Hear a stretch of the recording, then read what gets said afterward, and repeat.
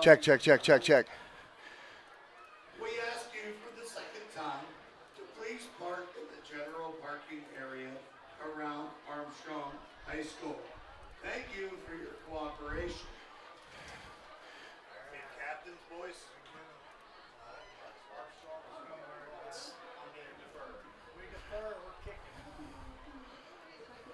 Armstrong has won the toss and deferred to the second half. Good evening, ladies and gentlemen, and welcome to High Top Sports Network's presentation of WPIAL Class 4A Greater Allegheny Conference football section play begins tonight here on High Top. My name is Josh Schreckengost. Alongside me, the venerable Dave Hartman. We had some sound issues we're going to try and work out here during the game, so Dave can get on the mic and share his memories of Sean Klingensmith. Tonight is blackout night here at Armstrong Stadium in memory of Sean Klingensmith, an integral part of the Ford City football program for many, many years.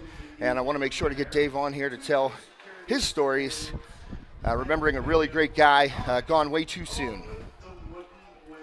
So we are about to get it underway. Coin toss has been determined.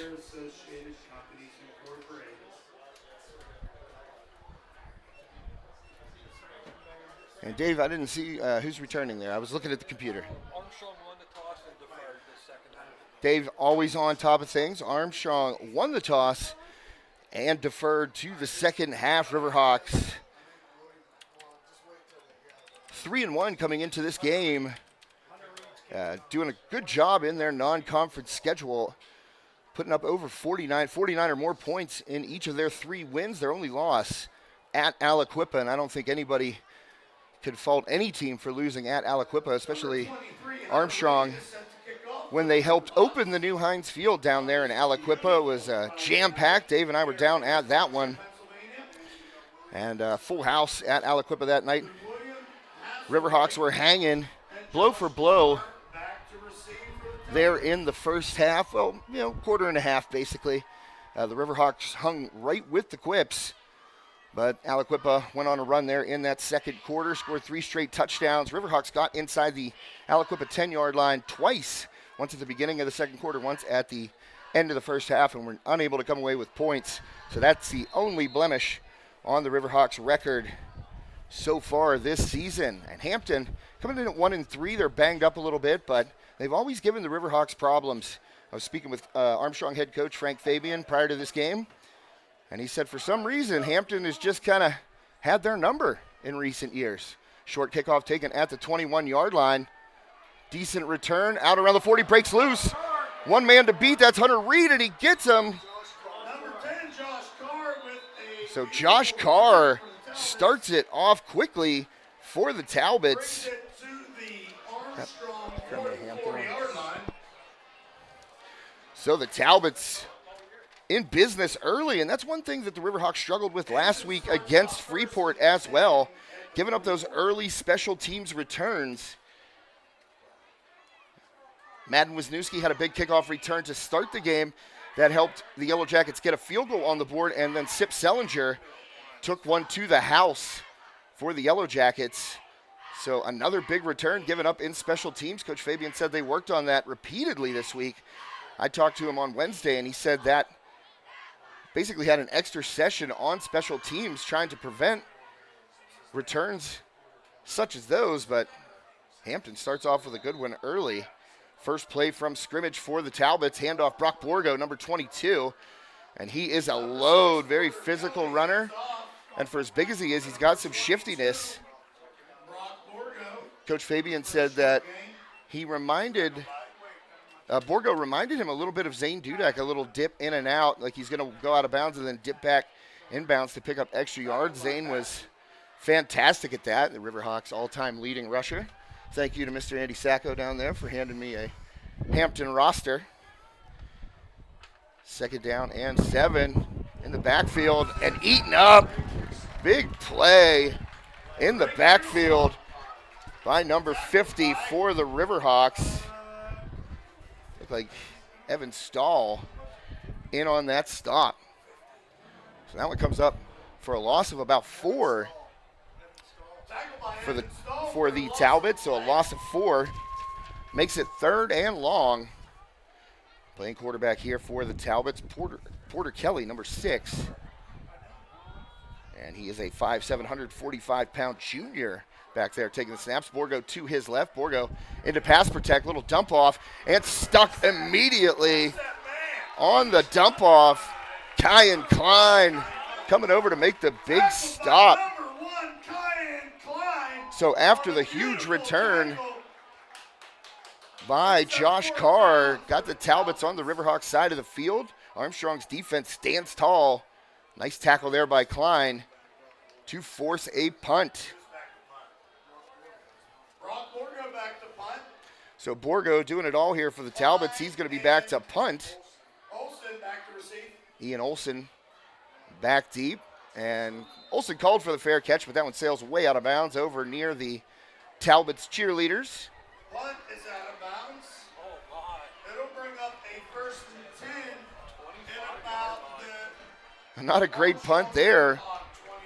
And that one out about the 25, 26-yard line. So the Riverhawks could have been pinned deep right there with a good punt by Borgo, but thank you. But not a great punt at all. Goes out. Only a net of about 14, 15 yards there.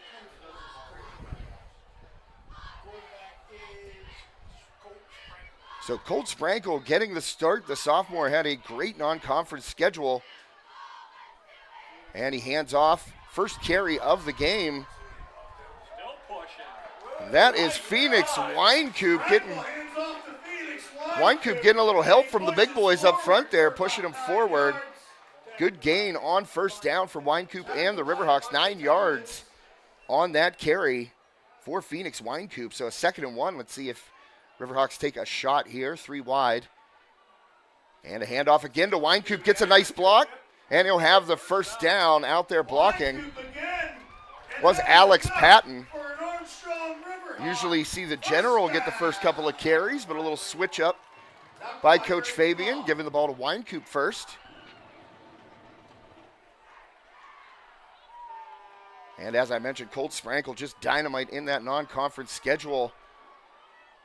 I believe it was 11 touchdowns, no interceptions. Got his first rushing touchdown last week against the Yellow Jackets. Handoff here, dancing and falling forward. Couldn't get a number. That was Alex Patton, his first carry of the night. And one thing about Patton, he's good running shoulders and knees, get that ball into the pads, and he never falls backward. I mean, rarely do you see a 2-yard gain, but you're always going to see positive yardage out of Patton. Sprankle checks the sideline. 2nd and 8 here, Riverhawks. 8:30 left in the first quarter. Thanks to Sprankle's Neighborhood Market, our scoreboard sponsor this evening and for every Armstrong Riverhawks football game this year in 2023. Colt Sprankle, handoff there to Winecoop. So Riverhawks establishing some physicality on the first drive here. No passing attempts yet. 4 straight carries, got 1 first down. And now they got a 3rd and manageable.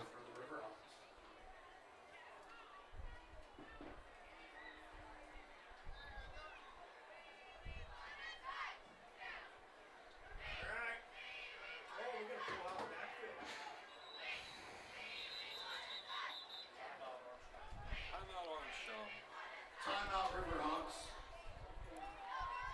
Still 3rd and 4 with 7:46 left in the first quarter. So the first time out of this evening's contest.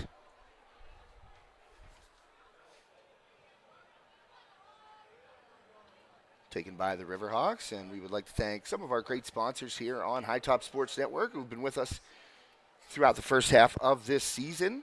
Schaefer's HVAC, our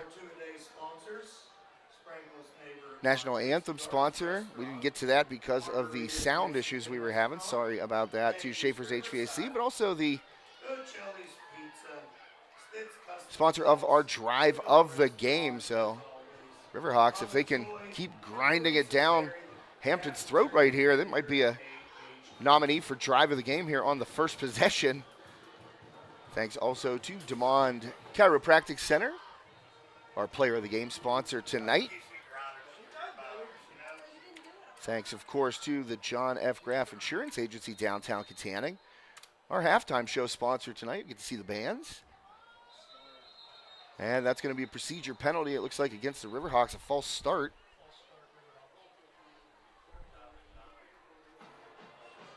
False start on the Riverhawks. That'll bring up 3rd down and 9.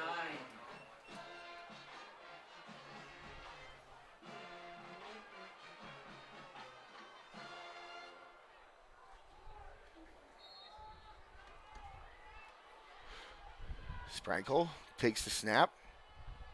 And a nice comeback to Kyan Klein. Ball delivered on time. Good pass by Sprankle. Klein delivers a broken tackle right there. Might have got a face mask.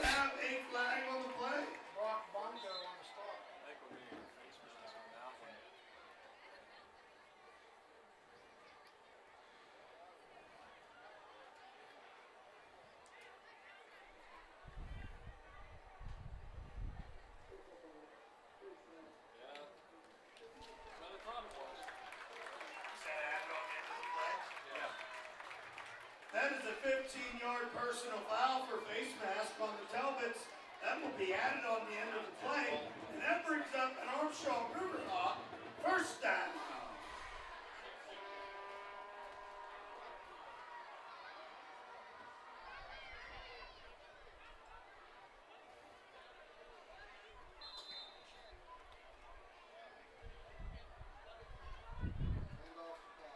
And a handoff there to Alex Patton, stacked up. Handoff to Patton, tackled by Griffin Geller.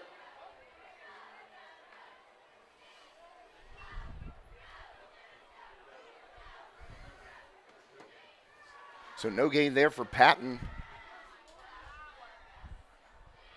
on that 1st down carry. Going to be 2nd and 10 here. Sprankle waiting all kinds of time, delivers it out.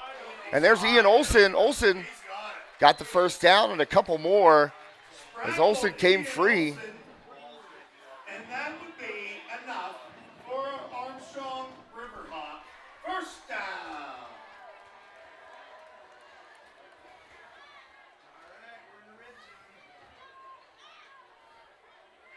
So we are inside the Ryan Bowser State Farm red zone. Handoff there, a broken tackle, and falling forward. That is Patton.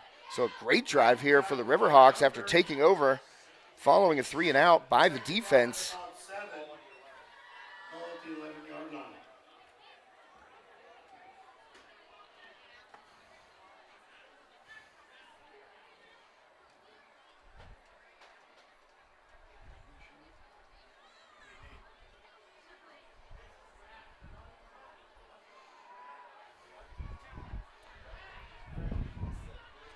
Sprankle checking with the sidelines once again, taking his time here.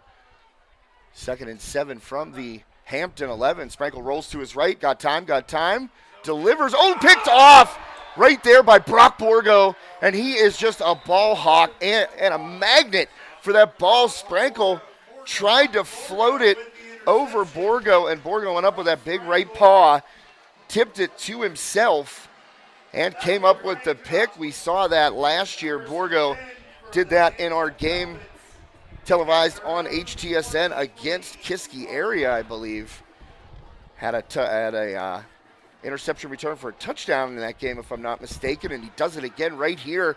Riverhawks driving in command, and Sprankle just tried to float that ball over Borgo, didn't get enough air on it.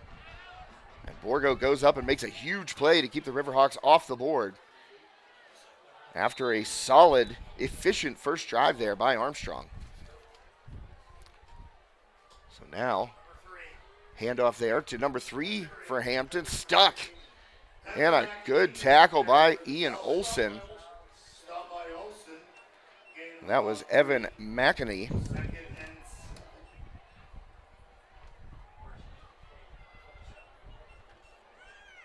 So a gain of 3 there. Good stick by Olsen to slow McInerney down. McInerney, I think. McInerney. And Borgo right there, and he's wrapped up by a host of Riverhawks. Kyan Klein in there first. And the Wildcat goes nowhere. Can't run the Wildcat in Katanning, Dave. It's not going to have success doing that. So another 3rd and long here for Hampton. Riverhawks D, mighty impressive so far on their first 2 trips to the field.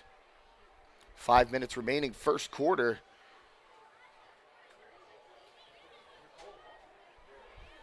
And let's see if Porter Kelly actually goes to the air here. We haven't seen a passing attempt. Rolling to his left, Kelly squares his feet. He's going to take a shot down the field. Oh, man, Klein turned around and stopped. That was dangerous, as that was just overthrown. William Hasselrig. I assume that's Benny Hasselrig's younger brother. Benny Hasselrig, a great wide receiver here for the Talbots for several years.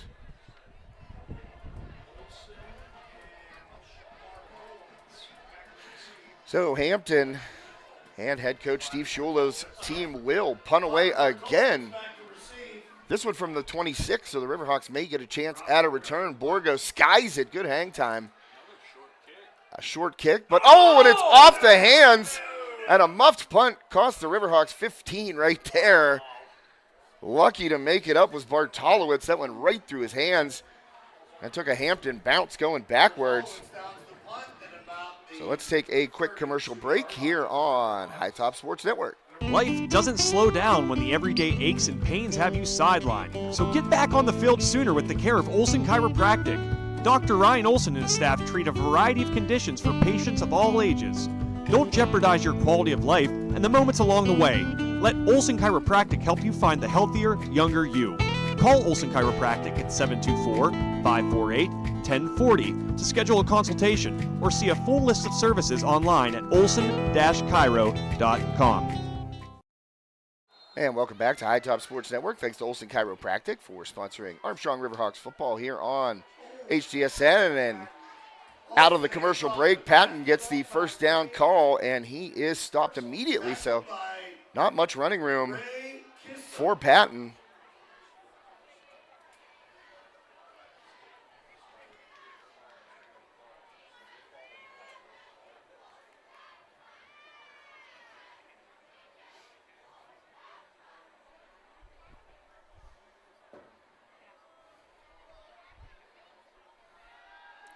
And Sprankle delivers again. Borgo right there. Borgo dropping into that soft coverage, and he's playing toward that sideline. Broken up by Borgo. It remains third and 10 at the 33-yard line.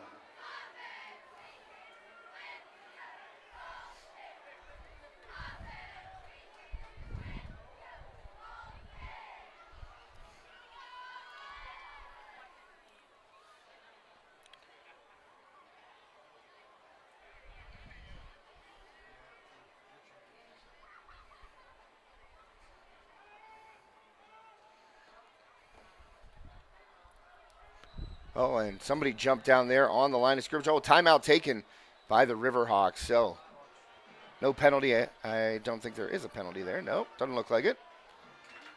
So 3:43 though. Clocks. Second timeout already taken by the Riverhawks here in the first quarter. And that'll allow us to take a timeout. Thank another great sponsor, Armstrong Indoor Athletics. Armstrong Indoor Athletics, located at 132 South Grand Street Avenue in downtown. Hi, everyone. Hi, everybody. Hi, everybody. Hi, everyone. Hi, everyone. Hi, everyone. Hi, everyone. Hey, everyone. Hey, everyone. Hi, everyone. Hi, everyone. We're here tonight at the Richard G. Snyder YMCA. T-Bone. T-Bone. Woo! Guys, that's right. It's $5 sushi Wednesday. Produce sale. Bananas. 45 cents a pound. Pork turkeys. You know why we're doing pork turkeys? We're doing a fundraiser. The meat keeps on rolling here at Sprankle. You know what day it is today. It is Sushi Wednesday. $5 sushi rolls today. We're getting inspired. Come on and help the hashtag Save on Meat. And we're pumped up because we are less than 24 hours away from Camp Out for Community tomorrow. Like and share, like and share. So like and share, like and share. Help spread the word. Make sure you like and share. And welcome back to High Top Sports Network. Thanks to Sprankles there. Don't know how it jumped from AIA to Sprankles, so I will thank them both, Armstrong Indoor Athletics and Sprankles Neighborhood Market, as Sprankle is sacked from behind, taken down on the blind side by number 52. That looked like Gabriel Ganelli, I believe, number 52. Was that 52, Dave?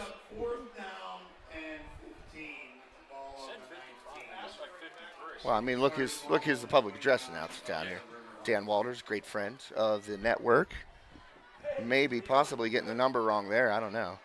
Gonna have to check his eyes.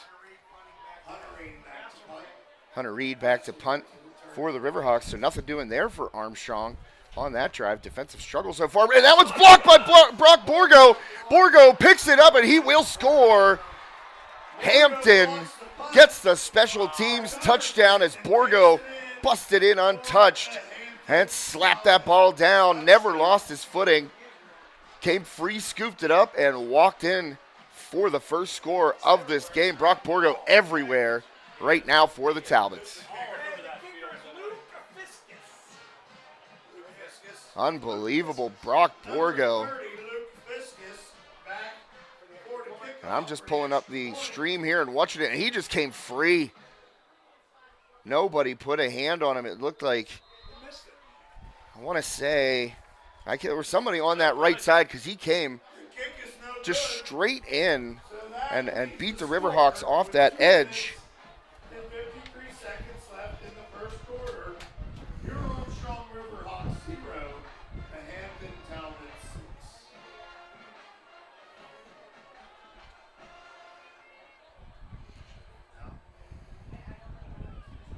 As I was saying, congratulations to the girls golf team with their 195-231 win today over Norwin. Autumn Tutak was the low with a 46. Miley Lorian carded a 47. Avery Fox shot a 50, and Emma Paul posted a 52. The girls' overall record is now 13-4 and 8-2 in this section. The 8-2 section record qualifies the girls for the WPIAL Team Championships to be held October 12th. So 6-0 here for the Talbots after the Borgo blocked punt and return for a touchdown. Way to go, girls. Congratulations. Let's give a hand to our Armstrong Riverhawks girls golf team. Way to go, girls. 2:53 left here, first quarter.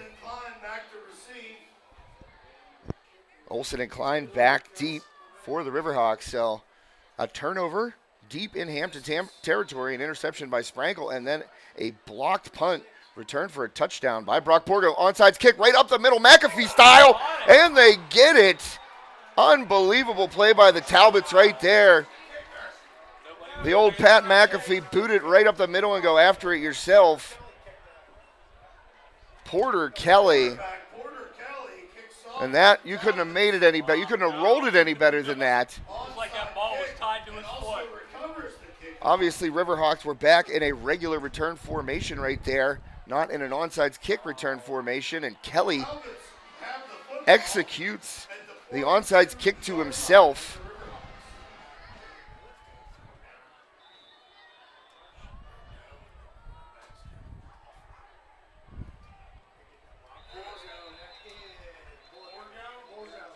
Well, there's a flag comes up, and that one may go against the Riverhawks. Saw some helmets bob in there after that tackle. So might get an unsportsmanlike here against Armstrong. Well, pointing the other way, that is number, we got out there, 35 for the Riverhawks. I believe that is, oh, I got two Hampton rosters in my hand. That's not helping. Yeah, Nick McNeely, he was pointing the other way, and the officials are trying to sort it out right now, but that was after the tackle of Borgo. And I saw some Riverhawks come up kind of, yep, it's going against Armstrong. As I said, I saw some Riverhawks come up kind of, head bobbing, maybe said a little something that you shouldn't say on the football field. So a mental mistake right there for Armstrong as we have 2:36 left.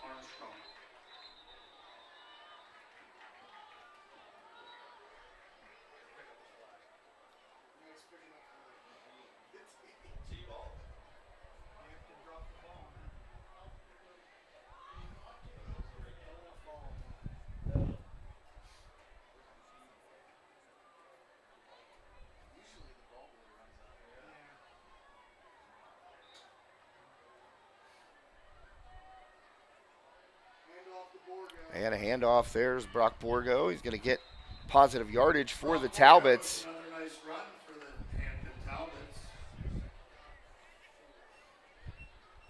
We'll give Hampton about 2nd and 4 with 2:15 left on the clock in the first quarter.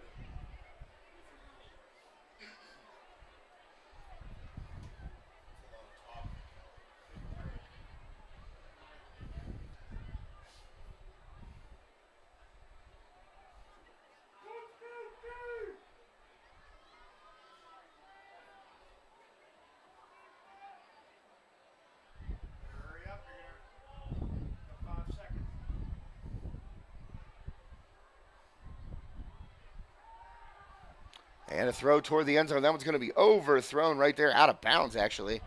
Kelly ends up on his backside and overthrow there on that 2nd down play. So that'll bring up 3rd and 4 from just outside the Ryan Bowser State Farm red zone. Goes both ways for both teams. There's 2 red zones out there.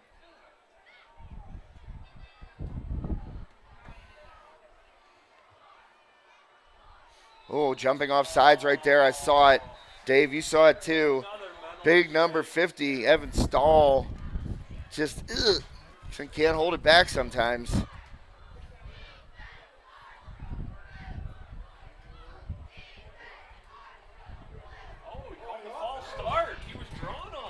Oh, wow. It goes against Hampton. So a break right there. And the official explaining to Porter Kelly what happened. He can't intentionally draw them off sides there, so I don't know if he maybe said something during his cadence or his count to get Stahl to jump. Oh, looks like our picture froze there. I don't know why. Get that back up for you right away. Whoops. There we go. Sorry about that. Don't know why that froze up. And so now it'll be 3rd and 9 for the Talbots. Pushed back 5 yards with the procedure penalty. Fake handoff. Kelly's got a blitz coming at him. He was looking for a dump off, and he tried to get it to Borgo, who was well covered by Kyan Klein. And smart play there by Kelly to not throw that initially because Klein was standing there waiting for it. Oh, and a flag comes up, and that one might be against the Hampton bench because the official was walking over, and he didn't like what he heard. And there were no Riverhawks in sight of that flag, so I'm guessing one of the players might have said something, or definitely some incorrect verbiage used on the field out there.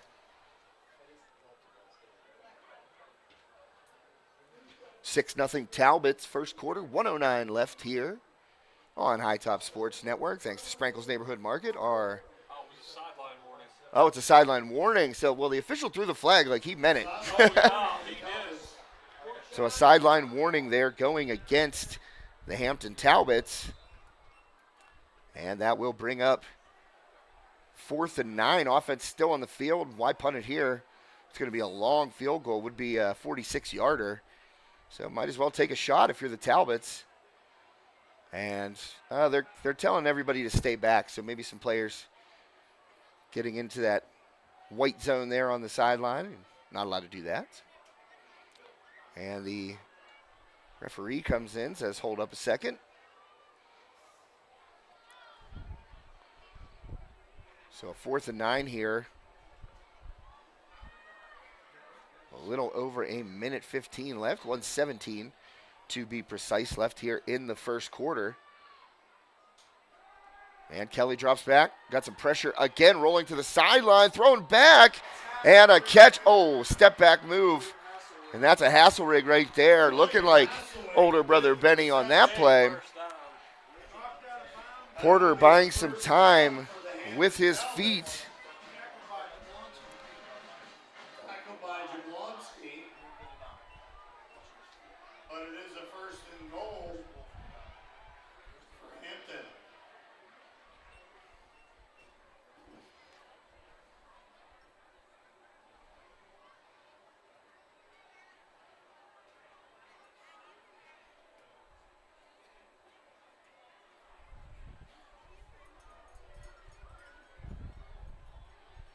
So Hampton, first and goal at the 9-yard line, and I think we're going to get a false start there against the Talbots.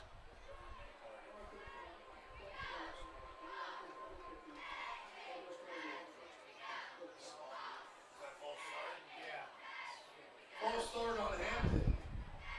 First and about 15.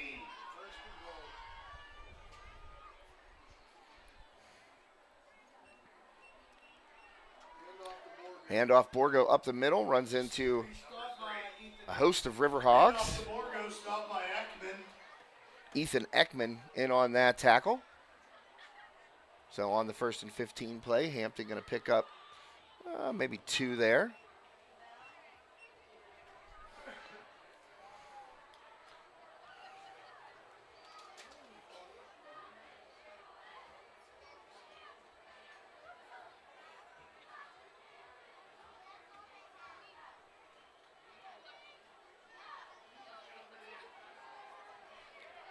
And Kelly going to fire for the end zone, and he's got his man in the corner, streaking to the far corner. His number 16, Ray Kearsop, with a touchdown catch, and the Riverhawks now down 2 scores, but what's going on here? Ball spotted at the 15, so I don't know if that one counts. The holding call saves the Riverhawks right there. Big break for Armstrong, as that was a perfectly delivered ball there by Kelly to Kearsop in the back corner of the end zone. Looked like a touchdown initially, but some laundry on the field goes against the Talbots. 48 seconds left here in the first quarter.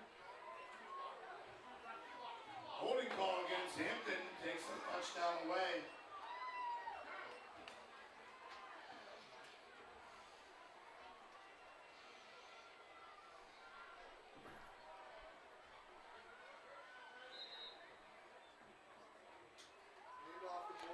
And Borgo cuts back.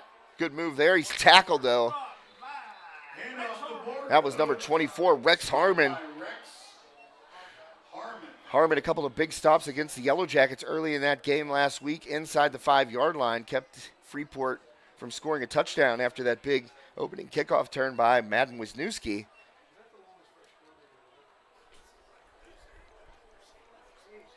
Third and 17 now, and the Talbots are going to head to their sideline. Final play of the first quarter. At the end of 16 seconds. The clock does stop. So a time. Oh, he's saying run it.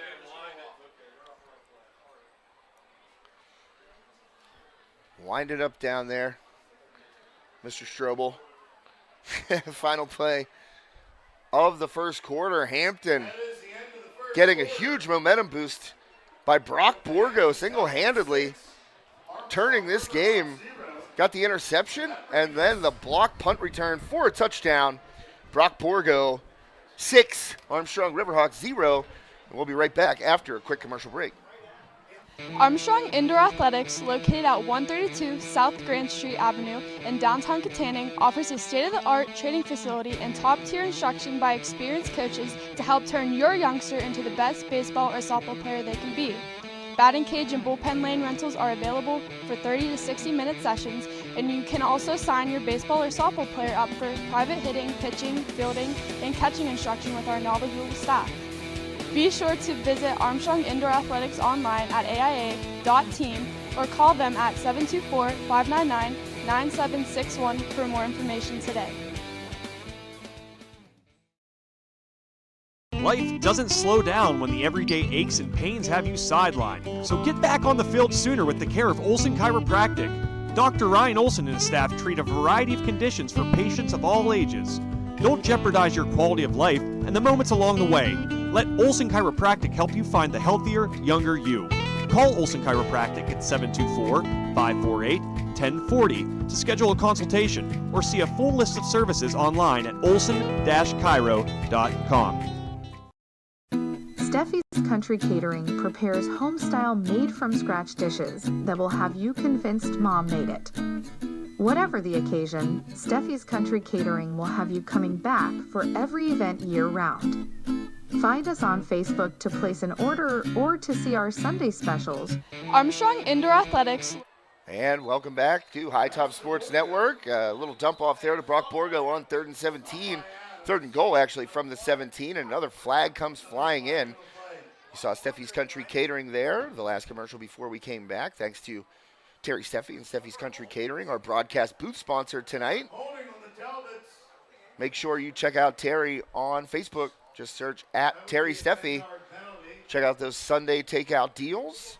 Also, remember to mention High Top Sports Network and get a special 10% discount next time you have your event catered by Steffi's Country Catering. So, Talbot's going backwards again. It's going to be 3rd and goal from the 22 now.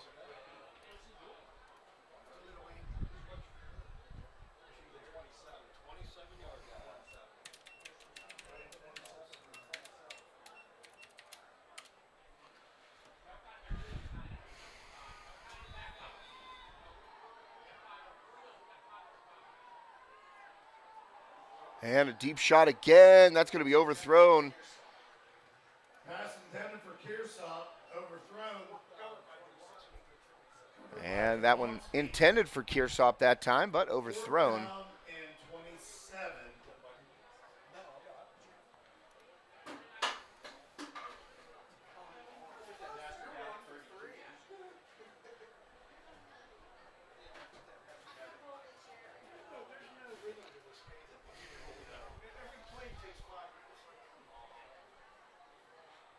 So that's going to make it 4th and 27 now. As, boy, the Talbots started down there. First and goal at the 9, Dave, and going backwards. So 4th and 27 here. Second play of the second quarter. And a little screen to Borgo. He's got some blockers in front of him. Borgo trying to get to the right sideline. Grabbed up around the shoulder pads and hauled down by number 53 for the Riverhawks, Big Will Adams. Boy, not easy to grab onto that guy and pull him down. That's like trying to grab a runaway bull. And Borgo gets wrestled to the turf by Adams. So the Riverhawks will take over on downs at their own 11-yard line. Turnover on downs. That'll be 1st and 10 from the Riverhawk 11-yard line.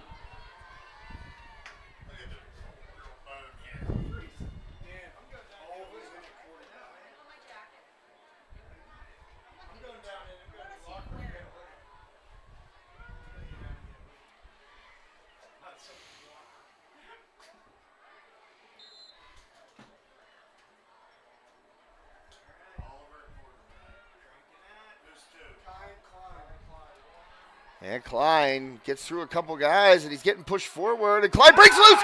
And Klein hits the sidelines, and he puts it into 6th gear. And Kyan Klein will take it to the house. Armstrong Riverhawks touchdown. An 89-yarder by Kyan Klein. And he never stopped churning those legs. As Kyan Klein ties it up. Boy, what an effort, and you got to give an assist. I believe it was Rowan Miller, maybe, in there. It was somebody in there. One of the linemen was in there.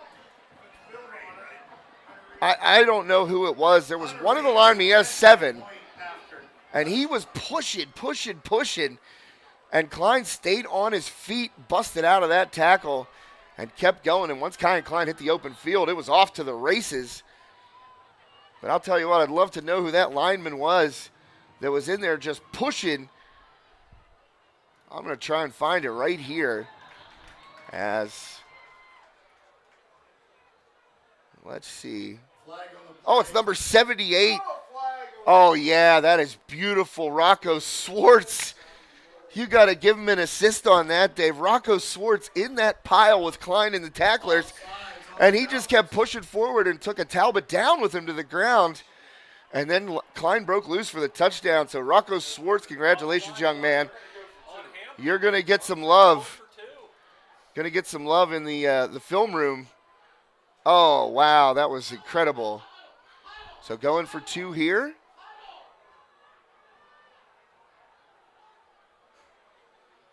Unbelievable play there by the Riverhawks to tie this one up.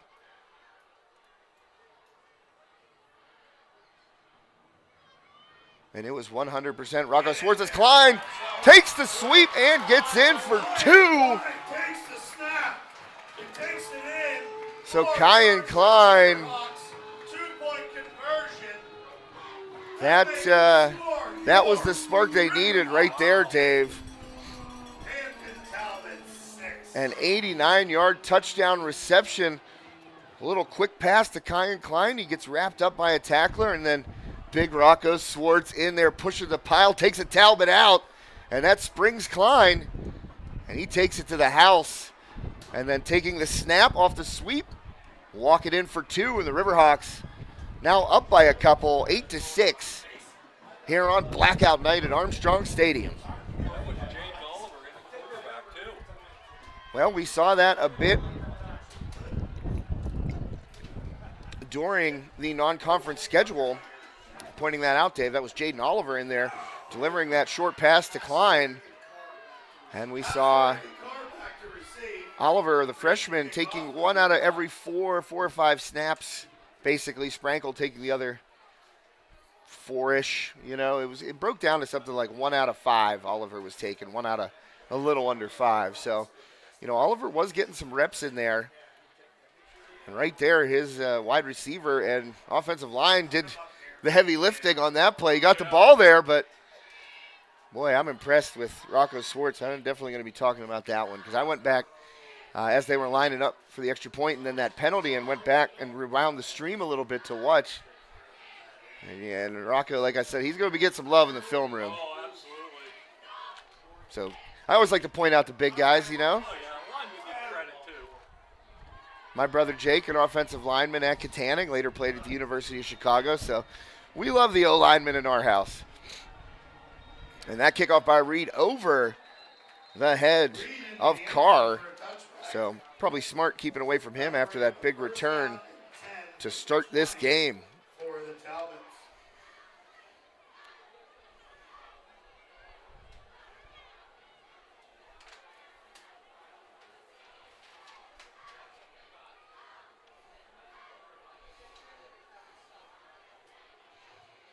From the Blinken event held last Sunday.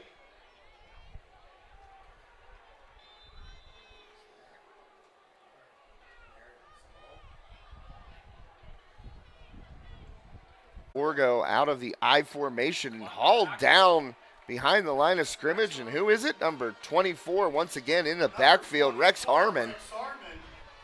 Tackled for a loss in the backfield. Tackled for a loss there. 2nd and just about 11 for the Talbots. So, boy, momentum swings in this game. It looked like Borgo was going to single-handedly take over, and then he was. Yeah, he definitely was. Interception and a blocked punt return for a touchdown. One-man team there for a while. 2nd and 11 for the Talbots. Kelly takes a snap, handoff again, Borgo, and getting down low at those ankles. Nice tackle there by Alex Patton. And up until this year, the General was not out there on defense very much. In fact, Coach Fabian said that he had to be cajoled into playing some defense. But this year, he's really taken to it. And a nice addition out there in the linebacking core for the Riverhawks is Patton. Yeah, he's usually on the other end of that pounding. Yeah, exactly. Although he is usually pounding through the line. He's a hard runner. So 3rd and 8 now, rolling to his right is Kelly. He's telling his man to go deep, but not going to get the chance. Oh, nearly sacked, and Kelly going to fire it down the field anyway, up into traffic, and nearly coming down with it was Kearsop, but smacking it away at the very last second. Looked like Jaden Oliver getting a hand in there as Kearsop was coming down with it. No, it might have been Jablonski. I think that was Jablonski. So Chase Jablonski getting over there. As Kearsop went up, he was above everybody else. Good high point of the ball by Kearsop, but he was able to, Jablonski able to knock it out as Kearsop was coming to the turf. So 9:46 left here, first half. A punt incoming by Borgo. That one a high spiraling kick. Another kind of short one, but we're going to get a return here as Ian Olson dancing around. He's got a man behind him, doesn't see him. Oh, and just plows into Carr and knocks him forward. So not a huge return, but Ian Olson delivering a hit right there. At the 48-yard line. First and 10 for the Riverhawks.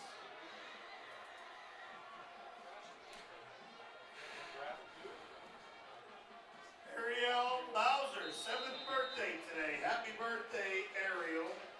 Everybody wish Ariel a happy birthday.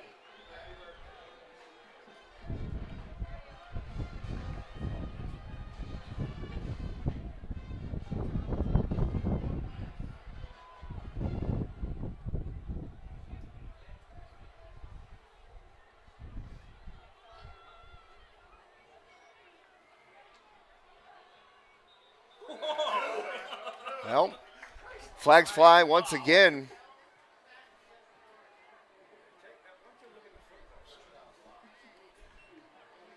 Offsides on the Talbots. First and 5 for the Riverhawks at the 42-yard line.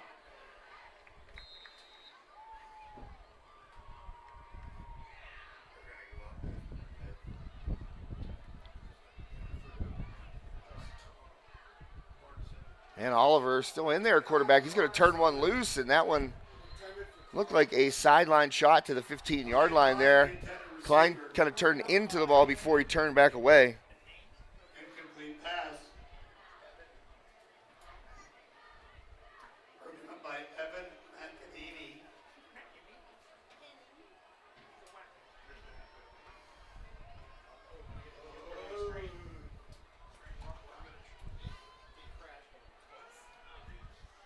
So that'll make it 2nd and 5.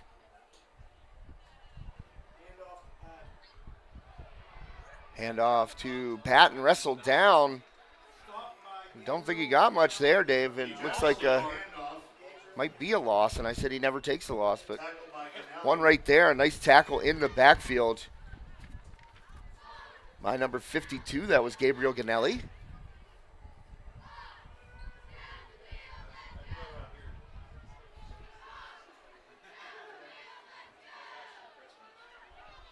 Oliver heads up toward the line of scrimmage, checks with the sideline, getting the signals down there, stepping back into the shotgun. Running backs on each side. Winecoop and Patton are the sidecars. Shotgun snap incoming. Oliver takes it, fakes the handoff to Patton. Going to take another deep shot, and that one's toward Olson, and also overthrown, nearly picked there by Carr. He turned into a wide receiver there down the sideline. For Olson, broken up by Josh Carr. 4th down and 7 for the Riverhawks.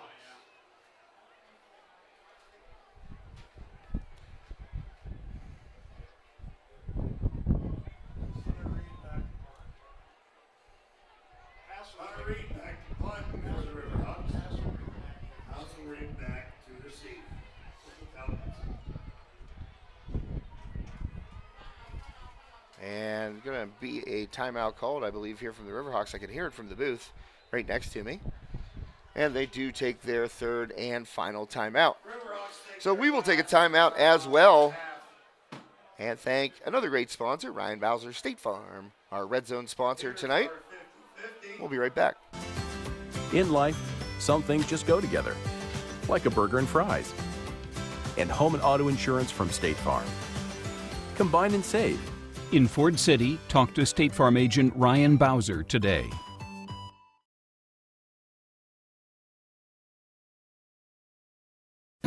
Steffi's Country Catering prepares home-style made-from-scratch dishes that will have you convinced Mom made it. Whatever the occasion, Steffi's Country Catering will have you coming back for every event year-round. Find us on Facebook to place an order or to see our Sunday specials, or call 724-54-85047. Armstrong Indoor Athletics. 5-4-6-5. And welcome back to High Top Sports Network. Josh Rettengoss alongside Dave Hartman here. Riverhawks 8, Talbots 6, 8:37 left in the first half. And Reed going to punt it away from the Hampton 44-yard line. Reed. Oh, blocked again. Unbelievable second block punt, and the Talbots have it. Finally wrestled down to the turf. Was Kearsop after Ganelli got in there.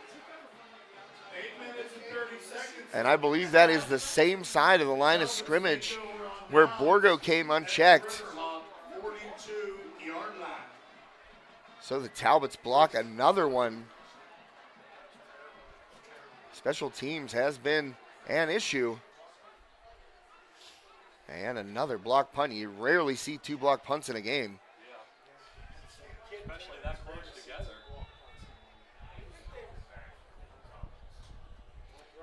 So Borgo to the left side, runs into the line of scrimmage, gets a couple maybe, but stopped. Looked like Olsen got him first by the ankles. And Nick McNeely over there also in on that stop. Don't see many runs to McNeely's side. He's good at sealing that left edge. Big kid, 6'3", 235. Over there playing that right defensive tackle, or right defensive end position. You don't see teams running that way very often. Borgo tried it right there, got two. Kelly going to take a shot down the field. That one deep and long. Good coverage, but up to grab it. And what a play. Yikes, you cannot. Can't say anything, but that was a magnificent catch by Hasselrig. The coverage on that play was great.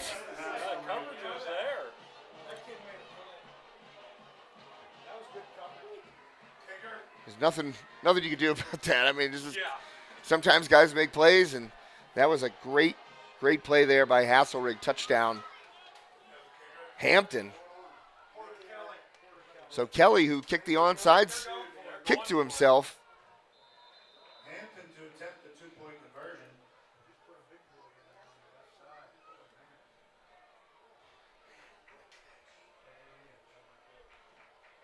And they look like they're lining up to go for two here. So Kelly taking the snap. Borgo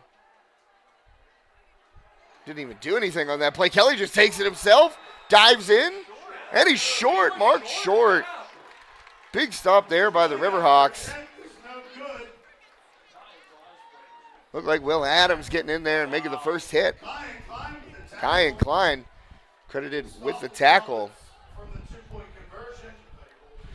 So you don't normally see 12-8 scores in a football game, but we have one here. The Riverhawks down now after that fantastic touchdown catch by Hasselrig. And we will be right back after a quick commercial break. Hi, everyone. Hi, everybody. Hi, everybody. Hi, everyone. Hi, everyone. Hi, everyone. Hi, everyone. Hey, everyone. Hey, everyone. Hi, everyone. Hi, everyone. We're here tonight at the Richard G. Snyder YMCA. T-Bone. Guys, that's right. It's $5 sushi Wednesday. Produce sale. Bananas. 45 cents a pound. Pork turkeys. You know why we're doing pork turkeys? We're doing a fundraiser. The meat keeps on rolling, the hair is sprinkled. You know what day it is today. It is Sushi Wednesday. $5 sushi rolls today. We're getting inspired. Come on and help the hashtag Save on Meat. And we're pumped up because we are less than 24 hours away from Camp Out for Community tomorrow. Like and share, like and share. So like and share, like and share. Help spread the word. Just make sure you like and share. And welcome back to High Top Sports Network. Kickoff to the Riverhawks. The short and the up man takes it. Getting near the 40-yard line. Who was that? Number 34 for the Riverhawks. Making a grab right there. There's no 34.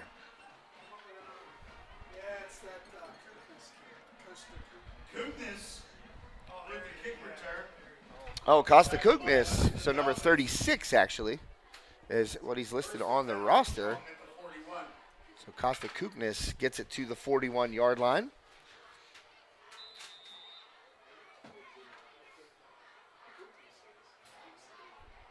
And that's where the Riverhawks will take over. As Oliver still in at quarterback. Takes the pitch and it's drilled. Absolutely hammered in the backfield. Right there was Patton. And not for nothing, he could kind of hung out to dry there. It's Oliver kind of held that too long before a pitch. Right there is where you're kind of supposed to fake it and then cut up, because you can't take a loss like that. That's a big loss. So a 6-yard loss. As that pitch to Patton is eaten up.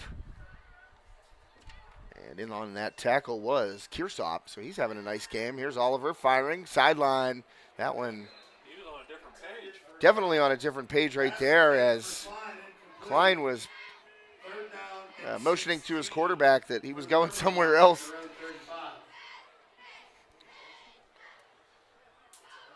So now a long third down after that Hampton touchdown. What you want to do there is respond if you're the Riverhawks, and they might just have their quickest possession of the night. 3rd and 16, need a play right here. Looking over the coverage. And we'll see maybe down here at the bottom of your screen. Oh boy, and just getting rid of it. And there was no Riverhawks in the vicinity. That is darn close to intentional grounding. Definitely inside the tackle box. And, Oliver pressured by Ganelli right there, and they're having a tough time blocking him tonight. And Ganelli comes flying over, gets his hands on Oliver, and as Oliver's going to the turf, he just kind of sidearmed it out of there.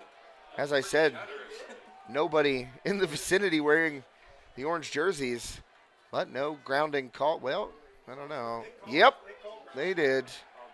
I didn't see a flag come out, but the official just made the call right there. So tough possession for the Riverhawks. And Reed is pushed all the way back. He's got a long punt attempt coming up. Yeah, going to punt it from the 9-yard line here.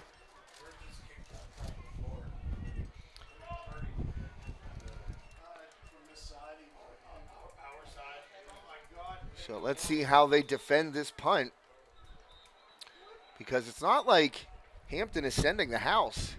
They're just getting in there. And another flag. They're just so used to throwing them, it just came out.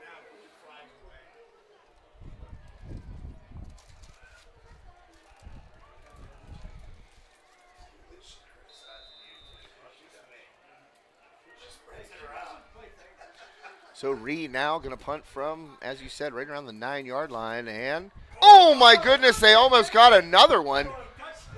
That one takes an Armstrong bounce.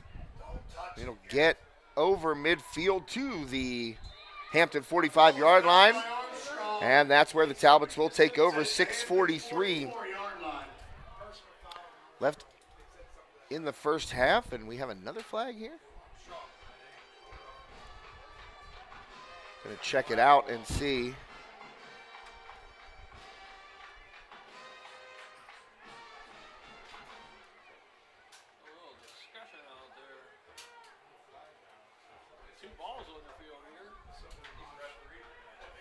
Well, they're continuing to try and sort it out here. And that flag down around the Armstrong 35, so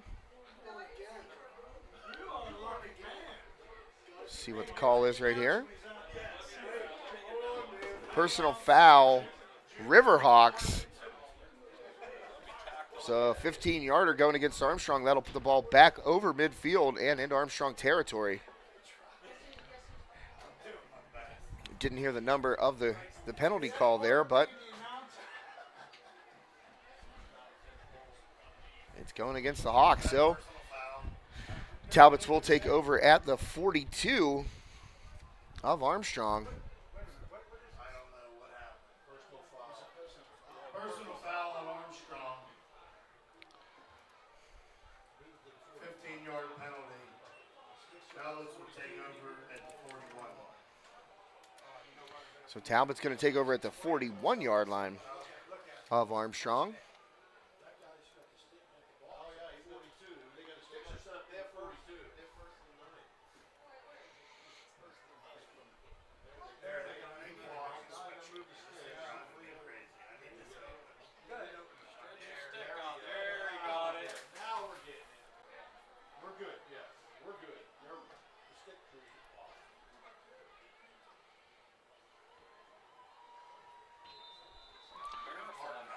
Yeah, really, 6:43 left.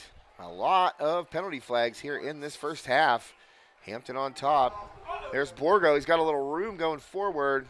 Good tackling, though. Borgo with the gain of 2. Looked like Olsen and Ekman in there on the stop. So one thing they haven't let Borgo do is really find much running room. He's just making an impact different parts of the game.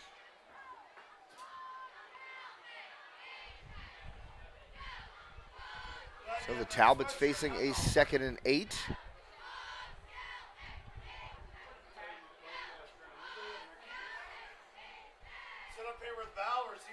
And the handoff. Got Hasselrig going around, and he gets drilled right at the first down stick. Handoff to Hasselrig.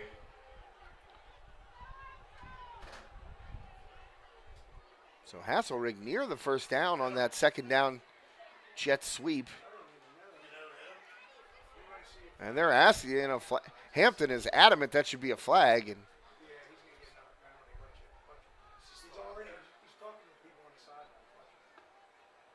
And they're going to call it a first down there for Hasselrig. Don't see any penalty markers on the field. First down and 10 at the 31.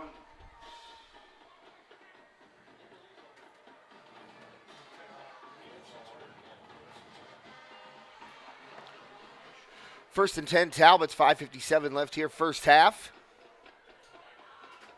Handoff Borgo, and he's eaten up in the backfield. Big Jacob Bowser. 6'2", 255-pound junior gets in and makes the play and drops Borgo for about a 5-yard loss there. Say a 5-yard loss. So 2nd and 15, Hampton back up on the ball rather quickly this time. Oh, nearly got Riverhawks to jump, and they did, so the flag comes out once more.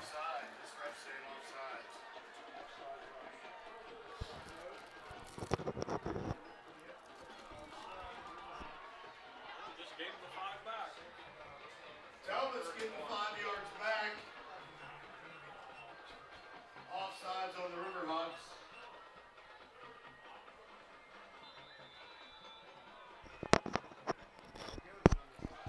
Armstrong gives the 5 yards back with the offsides call. 2nd and 10.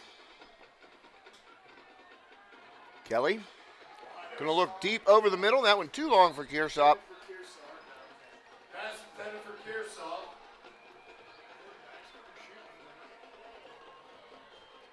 Third and 10.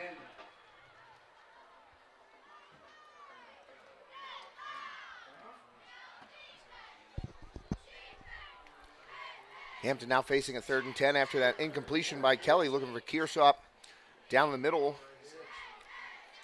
And Kelly is certainly not missing short or low. He's missing long and high.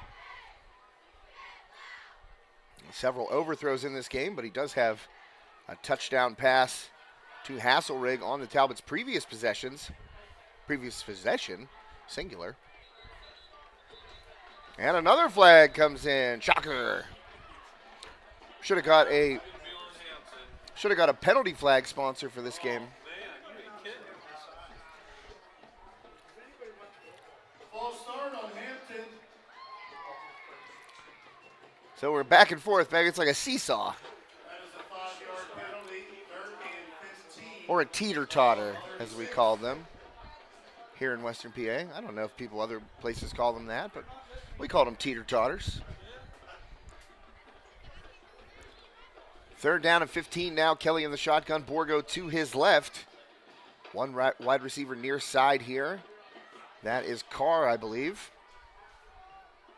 And Kearsop in the slot. Hasselrig split out wide left. Kearsop in motion. And pressure, immediate pressure. Getting in there. Nice play to apply the pressure there by McNeely and number 50, Evan Stahl. So that's 4th and 15, and let's see what Coach Shulo elects to do. He will punt this time around. He had it on the Riverhawks side of the field previously, and at the 29-yard line elected to go for it on 4th down. Yeah, about the 36 now, so Borgo out there to punt. Once again, it's easy to identify him with those fluorescent green cleats he's got on. Borgo skies it. Short punt again. Oh, and it will bounce out around the 16-yard line. So that's where the Riverhawks will take over. 5:09 left here. 2nd quarter. Here on High Top Sports Network. We'll be right back after a quick commercial break. Steffi's Country Catering prepares home-style made-from-scratch dishes that will have you convinced Mom made it. Whatever the occasion, Steffi's Country Catering will have you coming back for every event year-round. Find us on Facebook to place an order or to see our Sunday specials, or call 724-54-85047. And we are back here at Armstrong Stadium on High Top Sports Network. Jaden Oliver continuing to take the snaps he's been in since that interception thrown by Sprankle on the first possession. And Winecoop with the first down carry gets wrapped up. Hand off to Winecoop, no gain on the play. Stopped by Austin Williams of Hampton. 2nd and 10. So no gain there for Winecoop on the first down carry. 2nd and 10 now. Riverhawks trying to get something going offensively here. Got that big play by Kyan Klein, and nothing since. Nothing really. Well, they were driving the ball pretty well on their first possession and got down inside the red zone. But then Sprankle turned the ball over. Borgo made a nice play to grab an interception, and since then it's been Oliver taking the snaps, and Riverhawks offense has been kind of held in check aside from that big play by Klein.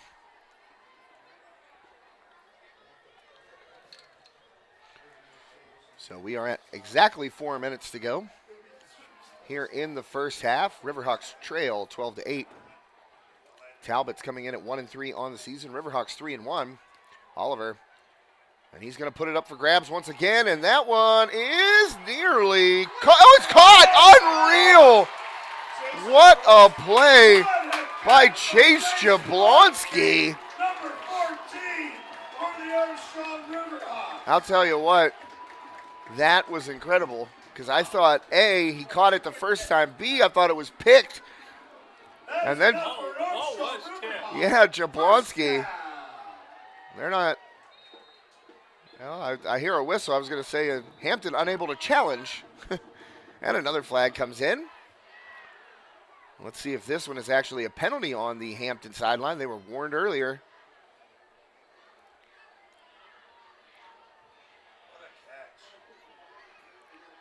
That's going to be a false start on the Riverhawks.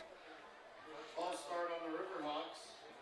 1st So after that huge play by Jablonski to get them right near midfield, they go backward 5 yards. 3:41 left. With that ball to Jablonski underthrown, he came back for it and went up. Good high point fight for the ball down there with Carr, and somehow Jablonski came up with it. Patton takes the handoff. Ganelli and Borgo in there for Hampton. Second down and 13. Ball on the 46-yard line.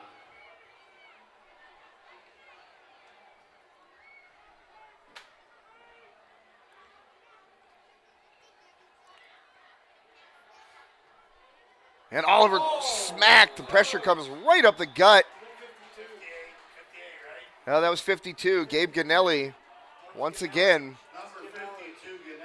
That was a stunt right there. Ganelli came from the right defensive end and went right up the middle, coming through untouched, and Oliver took a shot.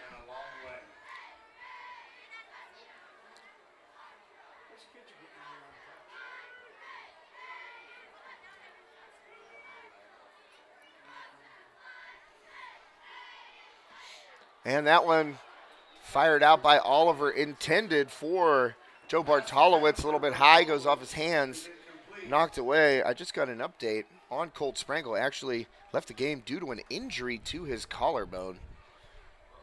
Sprankle must have happened on that final play that he was in the game, or maybe it happened prior to that. But it was on that first possession. Sprankle suffering an injury to his collarbone and having x-rays done at the moment. So obviously sending out our thoughts and best wishes to Colt Sprankle coming out of that game. And I looked down on the sideline. It's funny, and I got that update, and I'd looked down on the sideline for him prior because they had been rotating Oliver and Sprankle throughout the first 4 games, and I kept looking for 12 on the sideline. I didn't see him. So I was kind of wondering what was going on, but just got an update here in the booth, the Terry Steffi's Country Catering broadcast booth, that Colt Sprankle is actually out of the game due to an injury. So obviously best wishes out to Colt. Hope everything comes back negative, I guess, when you want to say for an x-ray. You want it to come back negative. You never hear x-rays come back positive. Yeah, that's one thing. You know what I mean? Yeah. So Colt undergoing some x-rays and getting that looked at right now, collarbone. Apparently, I don't know if you've ever done anything to your collarbone, but it is quite painful. Close. I had a separated shoulder, which is pretty Yeah. close to that. They're painful. So that means it looks like it's going to be Oliver the rest of the game for the Riverhawks. As I mentioned, just got that update here in the Steffi's Country Catering broadcast booth. So Riverhawks, basically you go from Caden Olson, who set every record known to man, to a sophomore starter, and Colt was handling it really, really well, rotating there with Oliver. Like I said, about once every 5 snaps, Oliver would get in, and there's a punt on 4th and 19, and Hasselrig going to try and return it. Oh, steps past a man, but finally hit and dropped by Jablonski. 2:19 left. Riverhawks trail 12-8. Oh, marathon indeed. 8-12. Don't normally see an hour and 20-minute first half, but so we are going to get the Talbots coming onto the field.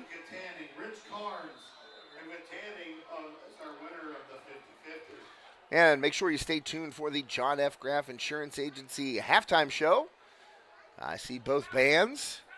Well, the Hampton band, usually the visiting band goes first, and they're not up, so.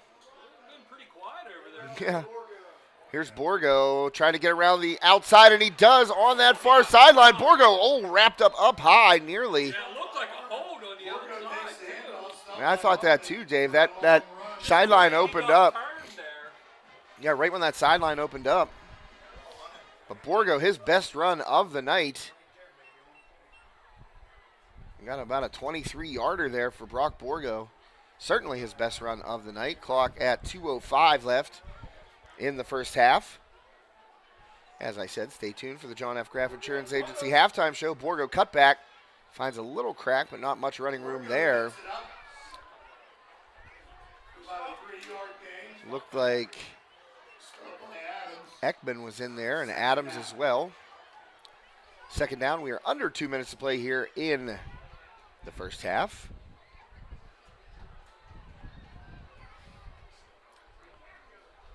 So Talbots on the Armstrong side of the field once more. See if the Riverhawks defense can stand up. And that one dropped by Borgo. Ball's loose. Diving for it to the Riverhawks, and they were on top of it. Just a bad handoff right there. Borgo had the feet in front of his hands, and it cost a Kookness. Costa Kookness coming up with the fumble recovery, and I'll tell you what, you saw that play as it developed. Borgo's feet were ahead of his hands, and he was already looking at what cut he was going to make before he had even, really not even had a chance to secure the ball. It just kind of bounced off his chest and popped forward, and heads-up play by Costa Kookness as he dives on it. Riverhawks take over, 1:23 left here in the first half. Armstrong going to begin this drive on their own 38-yard line. And in search of a big play to get down there and try to regain the lead. Here's Patton. First down run. Patton knifing his way forward. And that is about a 7-yard gain, it looked like. So 2nd and 3. Oliver trying to get the troops in line. Get them speeded up here. Only one timeout left for the Riverhawks. Oliver. Oh, boy, there's some trouble right there, and Oliver just throws it away. And, boy, they looked like the offense didn't know what play to run there. There's a lot, everybody kind of just standing. So that's a costly down right there, but it does stop the clock. One good thing of the incompletion. So Oliver facing a 3rd and 3 now. Riverhawks offense trying to get down into scoring position. At least get some points on the board here before the end of the first half. Oliver checking with the sidelines, as are the near side receivers. Oliver back into the shotgun. And the handoff right now, straight ahead is the general, and he's going to be right at the stick. Maybe just a little bit short. See where the spot is. You're right, Dave. Well, more like a yard there. That wasn't a great spot. Yeah, about a half yard. Close. Yeah, you're right. And now 4th and 1 as we wind down to 30 seconds left in the first half. And we're going to get a timeout on the field. And no motion. Well, the Riverhawks were ready to get up there and run that play, and the officials stopped the clock, and a little conference there. And here we go. I don't know what that was about. And the clock now starting after that official's stoppage. So Riverhawks actually losing some time right there. Oh boy, that's a tough break. I don't know if Coach Fabian was going to let it wind down anyway. He might have, but we'll see. And here we go. Forward, Patton on his feet still, and he's going to get that first down. Let's see if Coach calls the timeout. He does. Boy. Well, the Riverhawks are already. Well, there was no timeout called, apparently. That was a strange ending to the first half there. The officials stopped the clock, then started winding it again. And Patton ends up with the first down. You would think that you want that play called and run. Right. Well, that's going to bring us to halftime. The score right now, Hampton leading here at Armstrong Stadium, 12-8, as we get ready for the John F. Graff Insurance Agency halftime show. I'm going to put the mic out the window so you can hear the band, and I'm going to work on our sound so we can get Dave on here in the second half to share some stories about Sean Klingensmith tonight. Blackout night in memory of Sean Klingensmith, an integral part of the Ford City youth football program for many, many years. And I'd like to hear Dave's memories and some input, so I'm going to put the mic out the window and get working on this sound. Thanks for joining us so far here on High Top Sports Network. Thanks to all our great sponsors. And we'll be back for the second half here on HTSN.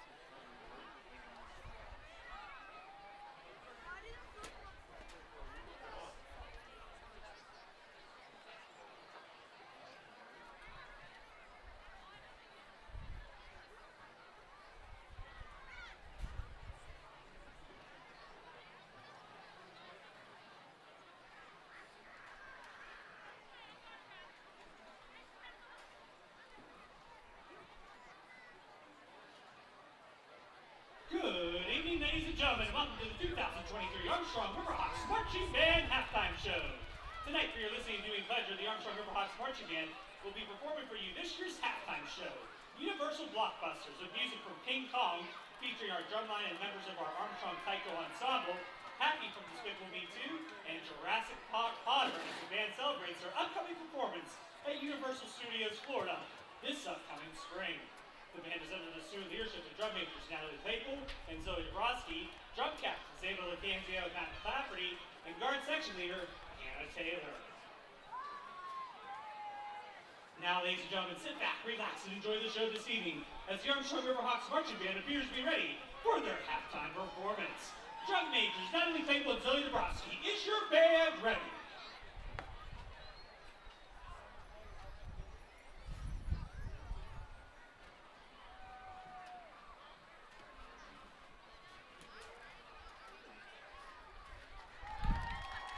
Armstrong Riverhawks Marching Band, the field is yours for performance.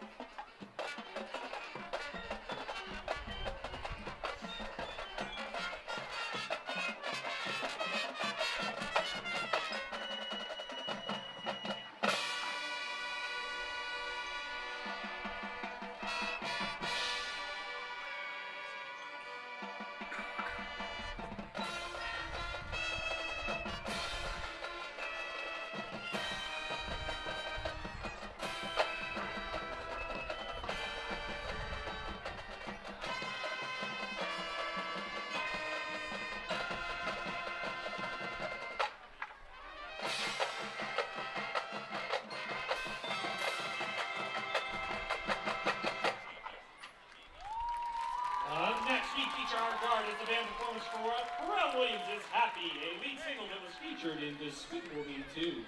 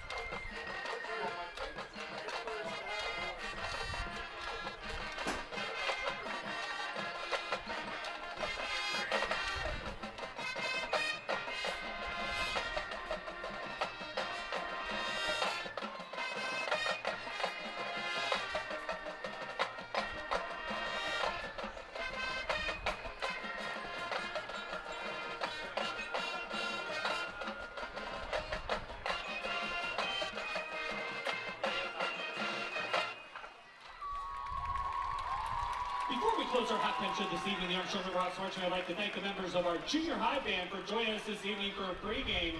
We are looking forward to welcoming you onto the field with us here in the near future at halftime here at Metzger Bank Athletic Complex. Now, to close our halftime show this evening, the band will highlight music from Jurassic Park and Harry Potter with Jurassic Potter.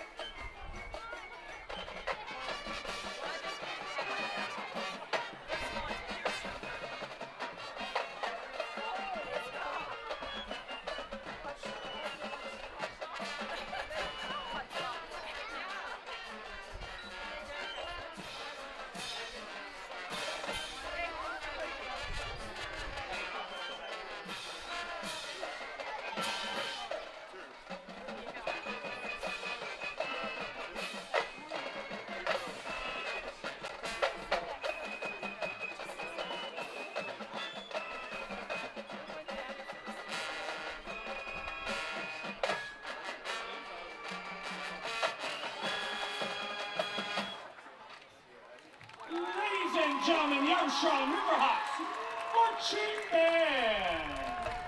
The Armstrong Riverhawks Marching Band under the direction of Mr. Jason Vineski, Assistant Director Mrs. Melissa Vineski, Guard Instructor Mrs. Sarah Smith and Mrs. Courtney Eiler, Drumline Instructor Mr. Rob Reeves, Marching Instructors Mr. Jason Pagoda and Mr. Pat Kavanaugh, Woodwind Instructor Mrs. Charlene Pagoda, Brass Instructor Mr. Lou Rybar, and the voice of the Riverhawks Marching Band, Mr. Jay Canish.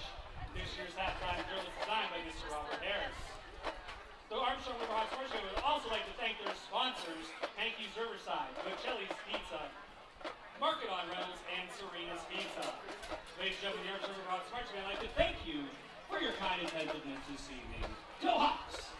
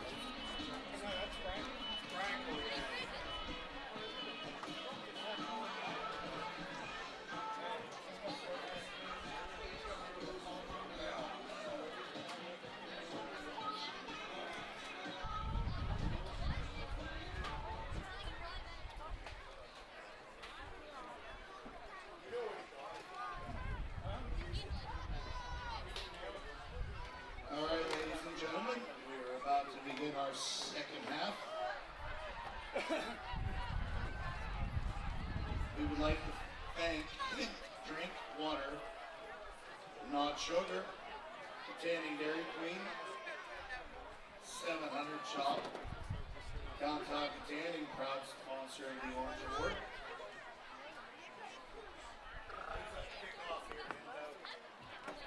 That's our boy number 6, Porter Kelly. Number 6, Porter Kelly to kick off for the Talbots.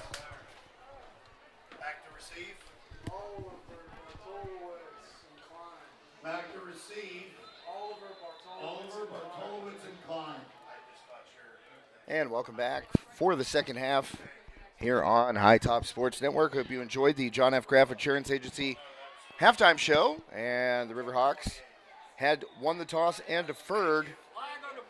So just like the first half, we'll start the second half with a penalty flag. There's a flag on the play to begin the second half.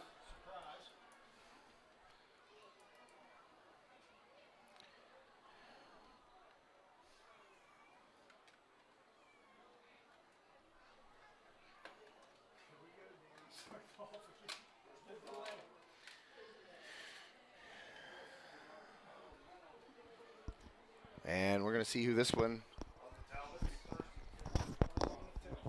Face mask, that is a personal foul, 15-yard penalty on the Talbots. 15-yard personal foul, face mask on Hampton. So the Riverhawks get a little bit of assistance there. Decent return out to around the 40-yard line and now across midfield into Hampton territory. Beginning this drive at the Talbots 45. And Klein going to take the direct snap. Klein trying to find some running room. Goes into the pile and gets pushed forward once again. So he is up around the 40-yard line. Some tough news at halftime regarding Armstrong, sophomore starting quarterback Colt Sprankle. It is believed that he has a broken collarbone. Tough break for the Riverhawks. And don't know if that'll cost Colt his season. We're already halfway through, and generally those types of injuries are, difficult to bounce back from in just a few weeks. I'm not sure which arm it was, but it apparently happened when he got hit on that blindside sack in the first half on the first possession. So tough news to hear for Riverhawks fans, and of course for the Sprankle family and Colt, who we know personally off the field, as well as his mom and dad, Brandy and Ryan. Ryan, obviously a great sponsor here, High Top Sports Network, with Sprankle's Neighborhood Markets in Katanning. So, it's tough to stay objective in a situation like that whenever a young man that you know well personally suffers an injury on the field that it's going to cost him some valuable time. So sorry to hear that about Colt. Hope it goes as quickly as possible, young man, and you're back out here on the field in no time. So Jaden Oliver going to find Kyan Klein from 31 yards out. Klein's second touchdown catch of the evening. The first one, an 89-yarder that he broke free, took a short pass, got some help, and broke free. And this one, just a perfectly placed ball by Oliver right near that front pylon near side, dropped it in the bucket. Klein behind his man and able to get a foot in and maintain control through the catch. Touchdown, Riverhawks. And Armstrong trying to boot it through for the extra point. Again, blocked kick. I could not ever recall seeing a game with as many blocked kicks on one side of the ball. And they had two guys in there, one coming from each side, so it's obviously something with the snap count that Hampton's just getting off too quick off the line of scrimmage there and getting in to bust up those punting plays and that extra point attempt by Hunter Reed, so that one blocked. However, the Riverhawks able to tack on 6 and take the lead just A minute 40 seconds into the second half. Still trying to get something going with the sound here for me and Dave. And try one more thing. I think it is the power into our amp that's giving us some issues. So we're going to try one more thing. Hunter Reed, back kick for the Riverhawks. So Hunter Reed back in there to kick it away. Can't block kickoffs, Dave. I said it's a good thing they can't block kickoffs.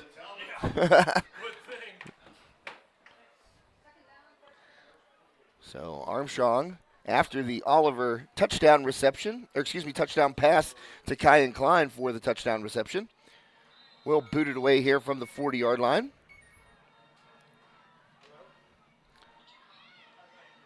And with the run up, there's Reed, and he sends it deep. That one's going to get over Carr's head, just short hop the goal line, and in for a touchback. So with 10:20 left here in the third quarter, Armstrong 14, Hampton 12. We'll be right back. Life doesn't slow down when the everyday aches and pains have you sidelined. So get back on the field sooner with the care of Olson Chiropractic. Dr. Ryan Olson and his staff treat a variety of conditions for patients of all ages. Don't jeopardize your quality of life and the moments along the way. Let Olson Chiropractic help you find the healthier, younger you. Call Olson Chiropractic at 724-548-1040 to schedule a consultation or see a full list of services online at olson-chiro.com. And on that first play from scrimmage, Brock Borgo with the carry. Gain of 2, that's going to make it 2nd and 8 here. Hampton's offense showed some flashes. Porter Kelly, the quarterback, had a couple of good throws. One touchdown taken off the board due to a holding penalty. So let's see what Kelly and the Talbots can do here in response to that Armstrong touchdown. Exactly what you wanted, and that play is blown up. Boy, oh boy, Kyan Klein having himself a game as he saw that coming the whole way, shed a blocker, and a huge tackle by Kyan Klein to force a big loss and a long third down here for the Talbots.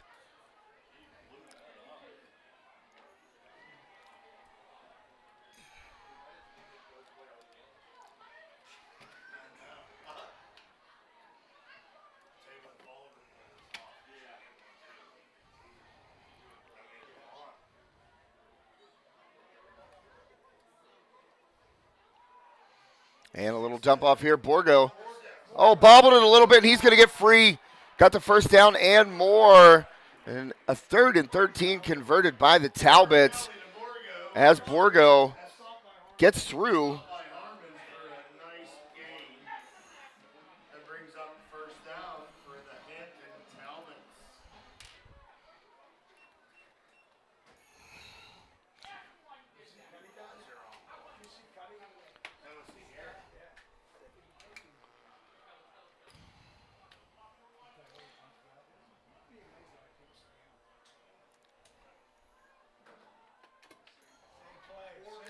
Borgo again on the same play. And Will Adams gets in there to make the stop. Borgo with another screen pass. Stopped by Adams for about a 5-yard gain. 2nd down and 5 or 6 for the Talbots.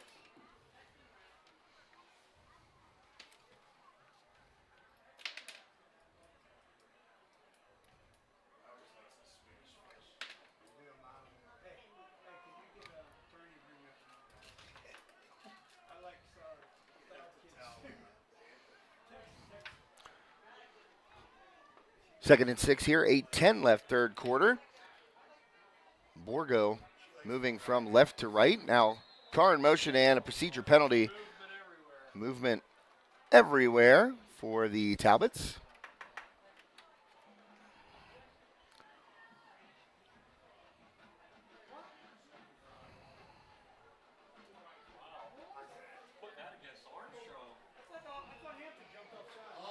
Well, it looked like a procedure penalty against the Talbots, but ultimately going against the Riverhawks here, so.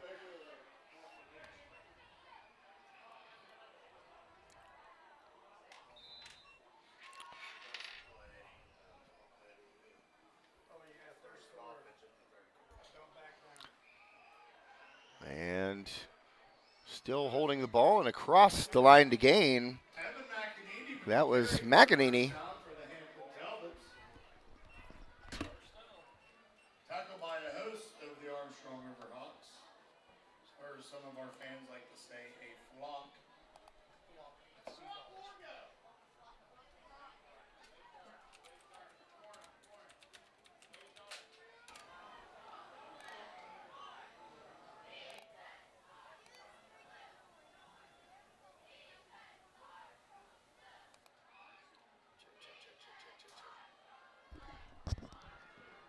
Hand off to Borgo there, and Borgo with the handoff.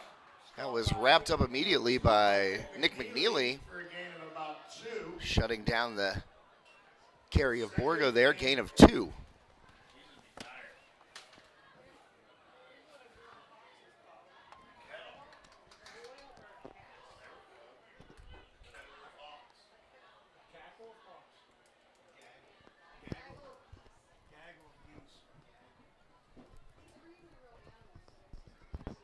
Talbots taking their time getting back to the line of scrimmage.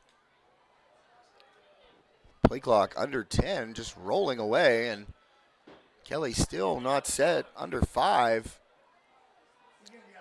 And Kelly is still, yeah, it's going to be a delay game unless Hampton got that timeout, and they did. Yeah, I thought that was at 0 as well, but He wasn't paying attention. Hampton granted the timeout with 6:30 left here in the third quarter.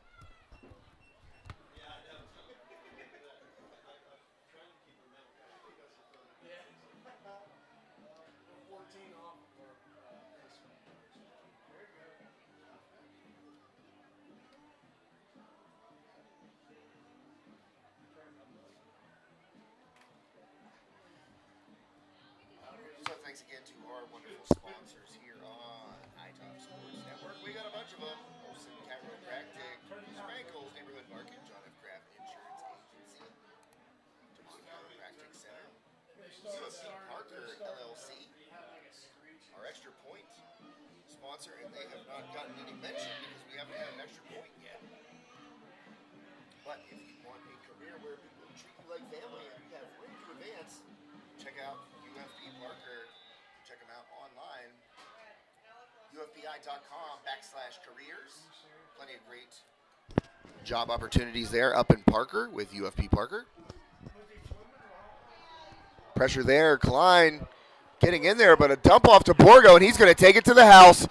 Brock Borgo with one man to beat. He does. And he dives into the end zone for the Hampton touchdown. Chase Jablonski was the last guy that Borgo had to get past, and Jablonski tried to push him out of bounds to no avail. Borgo strikes on the little dump off, and he takes it in from about, looks like 34 yards out. So a 34-yard touchdown catch and run for Brock Borgo.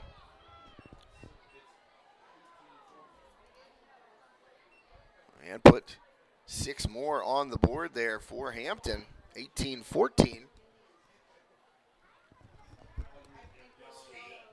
Now the score, and Hampton lined up to go for 2 once again. Fake throw, Kelly looking for a man to come open, nobody there, throws it to the middle, and he will, oh, it just pops out of the hands.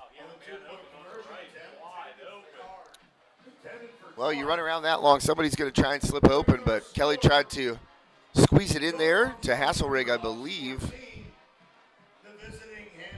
and unable to hold on to it. So an odd score, to say the least. Well, the 14's not too odd, but the way we got there kind of is.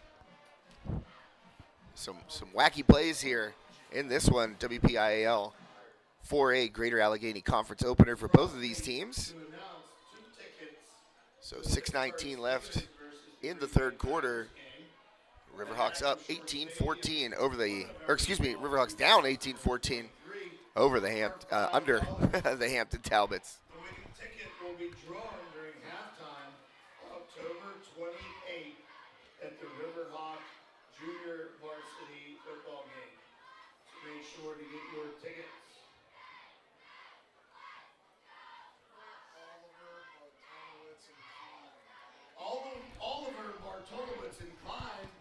receive. So 3 men back for the Riverhawks. Oliver, Bartolowitz, and Kyan Klein. All back there waiting for the kickoff. Got the man in the middle there. That's Ian Olson waiting. Oh, man, a collision there between two Hawks as two up men were going for the ball. That was 24 and 34, kind of bumped into each other. Rex Harmon. That's Kuknis. Costa Kuknis not wearing the 36 on the roster. He is actually number 30. Or he's not, yeah, he's number 34 out there and 36 on the roster, so. We would like to thank Targeted Construction Services, Form Creative Design, and Fox's Pizza Day. So Riverhawks, after the Hampton touchdown, 2 possessions here in the second half, 2 scores. Patton finding a crack, gets up over the 35 and out to about the 40-yard line. Good run there by the General, getting some positive yardage. Gain of about 8 yards for Patton on first down.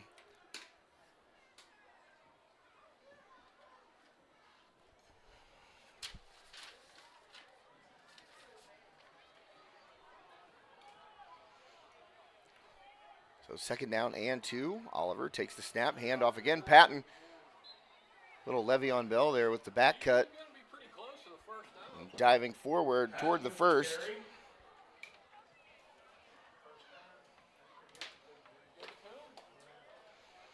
And the chain gang moves. Patton picks up the first. Well, yeah, the sticks are moved, and tough to get a measurement now. Well, we're going to attempt it here. I don't ever like to be critical of officials, so I'm just going to keep my mouth shut. How about that? We had 17 penalties, I was told, in the first half. Quite a few already in the second half. So now they're spotting him a yard short. Wow. How is that? Excuse me. That was a cough of disbelief right there. So 3rd and 1 now. Riverhawks at the 41-yard line. Fake play there, and off to the races. Everybody fooled by the General. The General Patton up the middle for a beautiful game. Talk about some trickeration out of Coach Fabian and his freshman quarterback, Jaden Oliver. Oliver looking at the sidelines, giving the run through it again.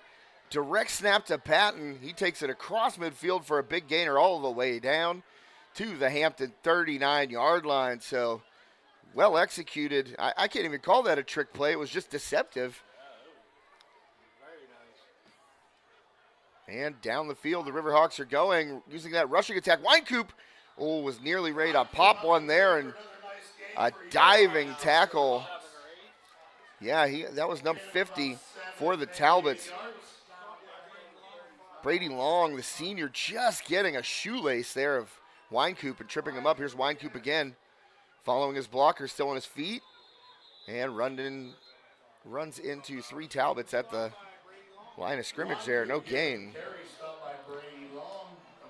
Armstrong's going a little more of a hurry-up offense here. A little tempo. Hampton off guard a little bit. Yeah, a little tempo for the Riverhawks here.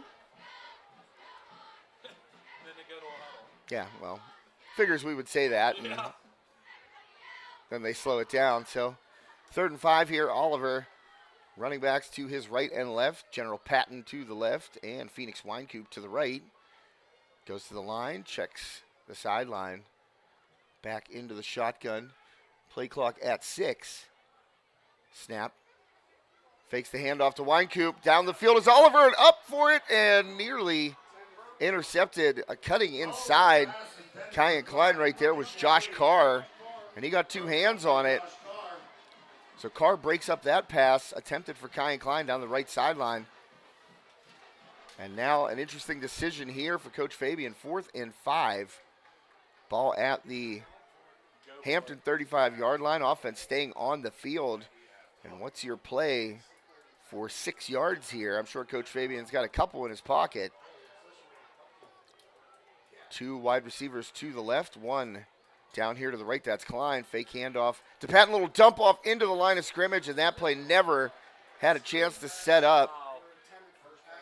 That was a designed little dump off screen there for Patton, and it never had a chance to develop. 3 Hampton defensive linemen right there. Lucky it wasn't picked off, and that ball knocked down. Also like to thank JJ's Smokehouse. Miller's Hoagies, one of a kind, often imitated, never duplicated. Walker Motor Company, GMC. Spiller Motorsports, home for Pro Wash. AWRCS, a true American racing series.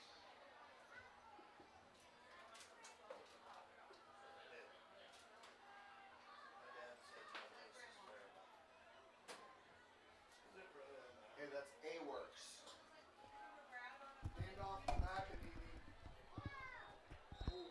McEnany takes the handoff, and he'll get a couple there. McEnany stopped by Honda.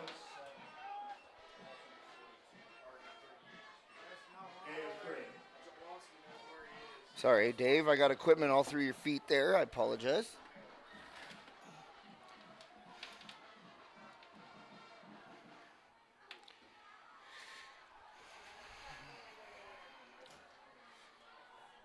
Second and 7 for the Talbots. Borgo wrapped up at the ankle.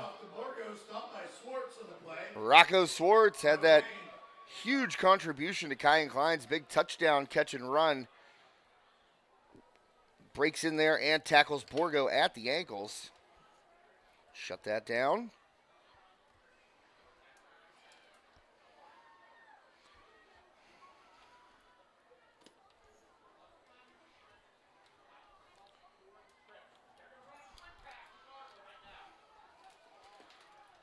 So let's see what the Talbots dial up here on 3rd and 7. No gain on that previous play. Throw toward the sideline. It's caught. And down the sideline goes Hasselrig into the end zone for his 2nd touchdown of the night. 62 yards. That is a touchdown for the Hampton Talbots. And a great throw there by Porter Kelly on the sideline out to Hasselrig.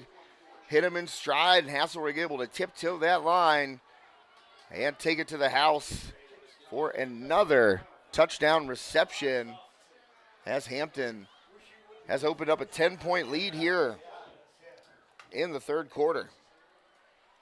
Riverhawks just caught out of position right there. I mean, Porter Kelly, got to give him credit. That was a good throw, but the coverage kind of undercut Hasselrig. And the ball was delivered on time. So our first extra point up and good. Porter Kelly converts it, throws the touchdown, then boots the extra point. So thanks to UFP Parker for being our extra point sponsor this evening. UFP Parker, a place where you're treated like family at work. Check out all their great career openings at ufpi.com/careers. Well, the Riverhawks got the start they wanted in the 3rd quarter here. Down the field, a touchdown pass from Oliver to Kyan Klein to open the scoring, but since then, Hampton, back-to-back possessions ending in touchdowns, and they are now up 25-14.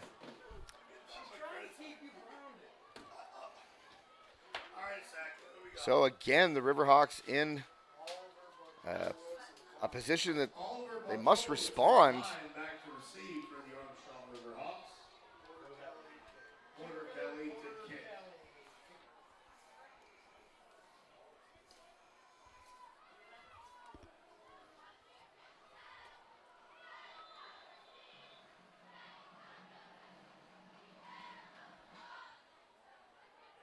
And Kelly Kicks off, taken at the 20-yard line.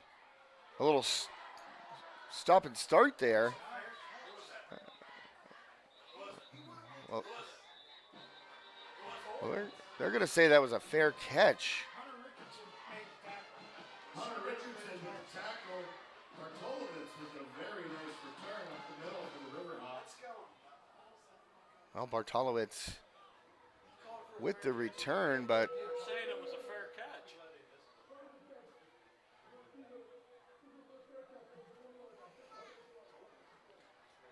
the receiver of that kickoff calls for the fair catch. It was determined that it was And a fair catch by Bartolowitz. So the ball would be oh man, that is talk about a tough break. I don't know. They said that he put his arm up. Anyway, it takes it from about the 45 all the way back to the 20. Radigan's quality petroleum products since I didn't see it. 1952. No check heating and cooling. So again, a call going against Armstrong, and that takes a good 25 yards off of Bartolowitz's return.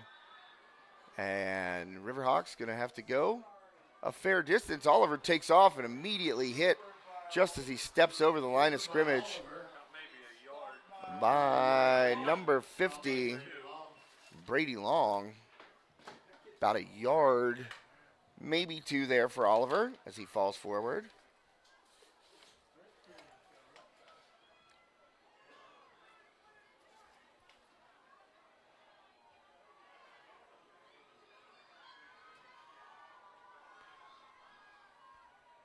And make it 2nd and 8 here. Riverhawks at their own 22. Oliver throws into traffic somehow. Jablonski again coming up with the. That ball was in traffic right there, and you got to give Jablonski some credit today. These able to the hand-eye coordination to stay with these balls that are being tipped all over the place. The best, the number one student section in the land, our Armstrong Riverhawks student section down there. The Armada getting a shout out here from public address announcer Dan Walters. And rightfully so. Great student section. Blackout night tonight.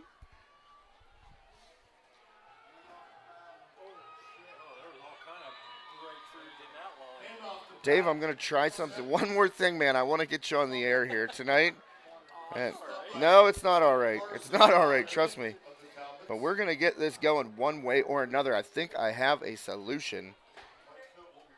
Fingers crossed. We're going to get this going here one way or another.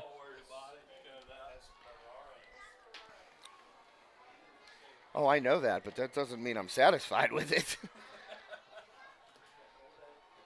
Because you have been a staple of the High Top team this year.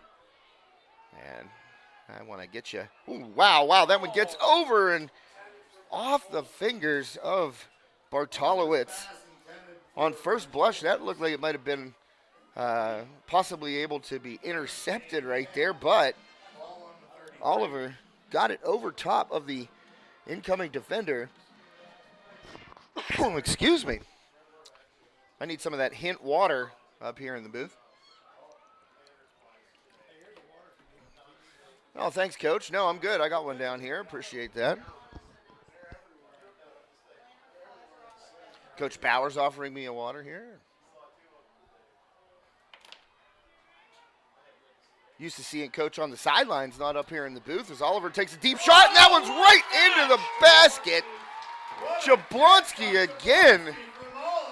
And I'll tell you what, Oliver just put the right amount of loft on that ball, Dave, and it allowed Jablonski to run it down. It looked like a center fielder going for a fly ball. Huge play.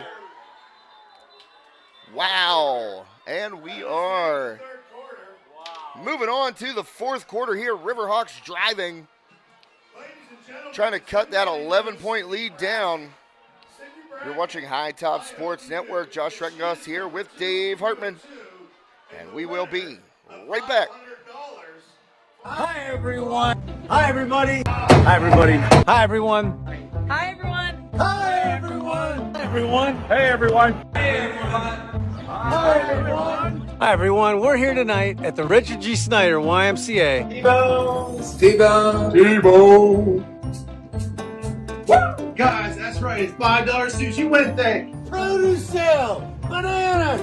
45 cents a pound. Pork turkeys. You know why we're doing pork turkeys? We're doing a fundraiser. The meat keeps on rolling the Harry Sprankle. You know what day it is today. It is Sushi Wednesday. $5 sushi rolls today. We're getting inspired. Come on. Help me. Hashtag save meat. And we're pumped up because we are less than 24 hours away from Camp Out for Community tomorrow. Like and share, like and share. So like and share, like and share. Help spread the word. Just make sure you like and share. We can't do what we do without you. Come and see us. We can't do what we do without you. Come and see us. We can't do what we do without you. Come and see us. Can't do what we do without you. Come and see us. Bye.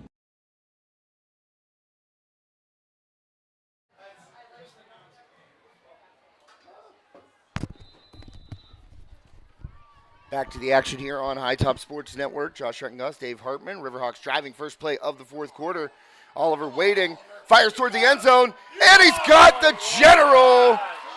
What a throw, what a catch. Riverhawks strike back. First play of the fourth quarter. Jaden Oliver seeming to get a little bit more comfortable in that pocket here in the second half.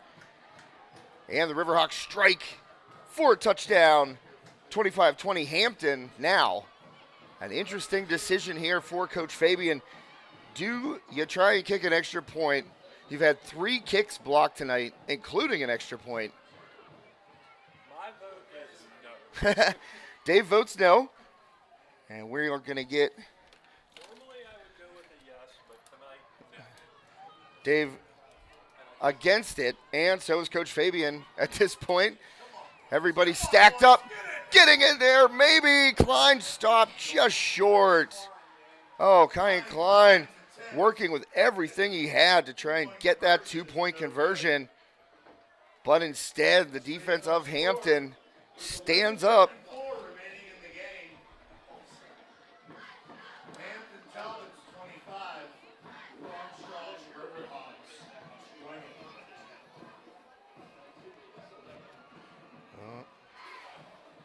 Thank you to the food should be there. provided by the 700 Shop and Containing. No echo. All right, Dave, let's see if this works here. Yeah, I can hear you a lot better. It's not echoing anymore. Well, that's good. I took the amp off that other one, but we're going to try and do this so that we can get you on the air here in the fourth quarter. Containing Fox's Pizza.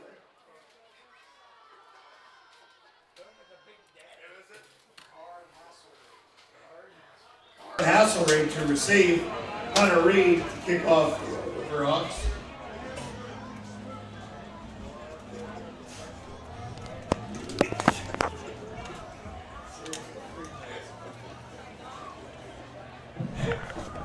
All right, Dave, can you hear me? Yeah, I can hear you good. All right, we're going to have to be like a 70s rock band. Like I said, a little cheek-to-cheek action here. I got a mic. We got a splitter in our headphones on it, and we can both talk. So I'm just going to stand right next to you, and we'll keep each other warm as the wind gets colder. How about that? Yeah, it's kind of tough with 2 big guys like this.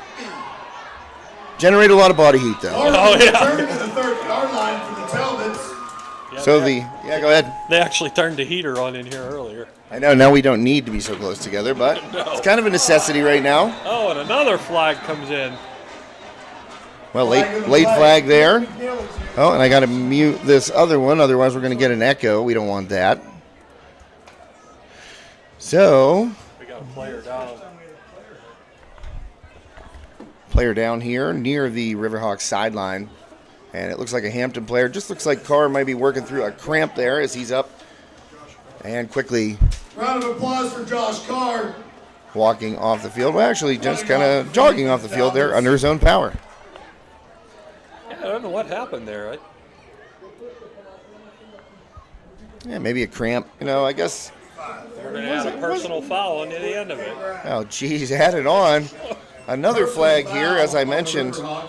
Now we had 17. 15 yards on in that first half alone. 17 penalty flags between these two teams, and Oh, we're easily on pace for that this second half, if we haven't hit that already.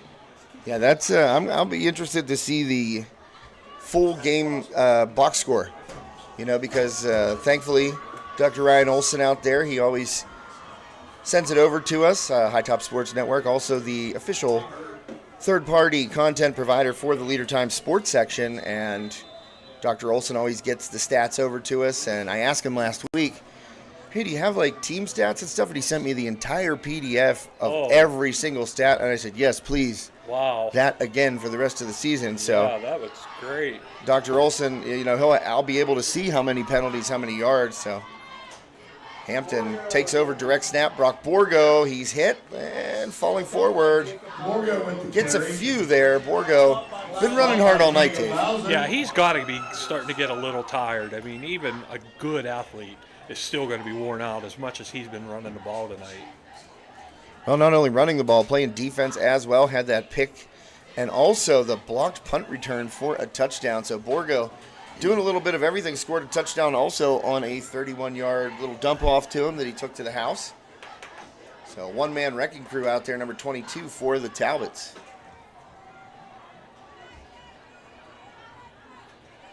So Hampton winding that play clock again. It's all the way at 10 seconds, and they're just getting set. Porter Kelly in the shotgun down to 3. Will they get it off? They do right at 1 second, and Borgo rumbles ahead, and he falls forward. Yeah, looks like he's going to be about a yard short. Yard and a half, maybe. Yard short there for Brock Borgo. Well, they're going to spot it actually 2 yards short. Third down and 1 or 3rd and 2. So I saw the whole pile fly forward, and I guess the officials determined that Borgo was toward the back of that pile. Yeah, the initial spot, they had him a yard closer to it.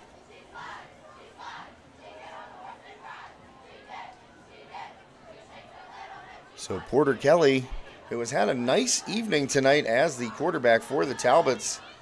A couple of really well-thrown touchdown passes, flag right at the snap. Yeah, we're going to get emotional. And Borgo still on his feet, but all that effort for naught, as Borgo is going to be hauled down there. It would have been a loss. Would have been a loss of a yard there. That flag looking like it's going against Hampton. It came out right at the snap. yeah, it looked like the motion man started a little forward too early. Well, Dave, while we have a chance here, as the officials are coming over to speak to the Armstrong sideline, just tell me a little bit about Sean Klingensmith and what he meant to you personally, being involved with Ford City Youth Football Program for so long. Sean and his brothers, they were a staple of Ford City football in general. I mean, they were big into lifting, the strength coaches basically for Ford City football for years. I can remember as a kid watching them play, and that's putting it way back there. They were just so instrumental in so many young kids coming up through the years and years of Ford City football, and they were just great guys. I still see Mike once in a while. I don't see the brother Keith very often, but Sean's wife Carrie and the stepson JJ and his fiance are here tonight, actually sitting right down here with my wife, and we still keep in contact with them all the time, and this scholarship is just such a great thing for everybody. Yeah, thank you for that, Dave. That's why I was trying. Oh, man, we got a wide open guy down the middle, and they hit a big play on 3rd and 8, and that's Kearsop again. He has been a load tonight, really tough to handle for the Riverhawks, and he split the seam right there, and Porter Kelly delivered a strike on 3rd and 8. A big gainer, 30-yard play there for Kelly to Kearsop. So what do we got here? 1st and 10 at the 17 inside the Ryan Bowser State Farm red zone. Are the Talbots once more, and the Riverhawks right now, they need a stop or a turnover. And got to keep Hampton off the board right here. I mean, if you give up 3, that's still not the end of the world. Touchdown, 2-point conversion ties you. But you can't give up 6 right here as the clock winds toward 9 minutes. Yeah, they definitely got to come up with a stop here. Well, Borgo steps out of that tackle. Harmon had him in the backfield, and Borgo just stepped right out of it. Harmon is upset with himself. You can see that on your screen there as Harmon just smacked his own shoulder pads in the chest. He was not too thrilled that Borgo was able to step out of that. Yeah, he had him pretty close for a loss there and just couldn't bring him big man down. I'll tell you what, Coach Fabian, he said it. Borgo, it's no secret. They're not trying to disguise it. Borgo is the guy. Yeah. And we have a stoppage here with 8:50 left in regulation. Hampton up 25-20, and the Talbots are driving now at the, well, they're resetting the clock. So it's 8:57 left on the game clock. But Dave, I wanted to thank you for talking about Sean Klingensmith and mentioning the scholarship. It's blackout night here in his memory and in his honor as well. You know, people around here, the community really rallies around the sport of football, and I don't think there's any question that he put his heart and soul into everything he did. Oh, yeah. I mean, he definitely lived by the go big or go home. That's where that all came from. So now the Talbots with a 2nd and 6, the clock winding. They reset it to 8:57. Hampton letting the play clock wind down here as we tick under 8:30 left in the fourth quarter. Kelly, they got a power I formation here. They've only run one play out of this, and they block heavy to the left side for Borgo, and he powers forward. Going to be close to that first down. I think they're going to give it to him. The spot looks like he got it. Yeah, he did. So you don't see the power I too much. No, not anymore. That's a Madden play right there. I mean, everything's such a fast-paced go anymore that you don't see a whole lot of that. So many pro-style spread offenses, even at the high school level now. It's like it kind of throws you for a loop the way those spread offenses did about 20 years ago. When you would see somebody break that out, you'd be like, what's going on here? Yeah. Well, you get back to that power I, and heavy left, you know. That's where Borgo went. That's where they're lined up again. And again, heavy blocked into the left, and Borgo powers into the end zone. Borgo with the carry. And look, I mean, back-to-back plays. You just line up, stack heavy to the left, and follow your guys, and that's what you got to do. And that's exactly what Hampton did. They just walked up, punched Armstrong in the mouth once they got inside the 20-yard line there, the Ryan Bowser State Farm red zone. And then, you know, Borgo, obviously not a light running back to bring down as it is. No. And when you only give him a couple yards to score, 9 chances out of 10, he's going to put it in. So the snap and the boot by Porter, up and through, and Hampton back to a 12-point lead here in the fourth quarter. Josh Ruckengoss, Dave Hartman with the kick, up and good. With you tonight, 32-20 Talbots. Our score is now in the fourth quarter. Talbots 32, your Armstrong Riverhawks 20. Well, I probably should have thought of this microphone thing in the first quarter. That's all right. And I couldn't figure out that amplifier. It was just blowing feedback in our ears, so at least that's an understatement. It was really loud. Yeah, I don't know how it worked so well like a week ago, and then just something gets funky in that current. But we're up and running now here. I'm sure the folks out there can hear us loud and clear.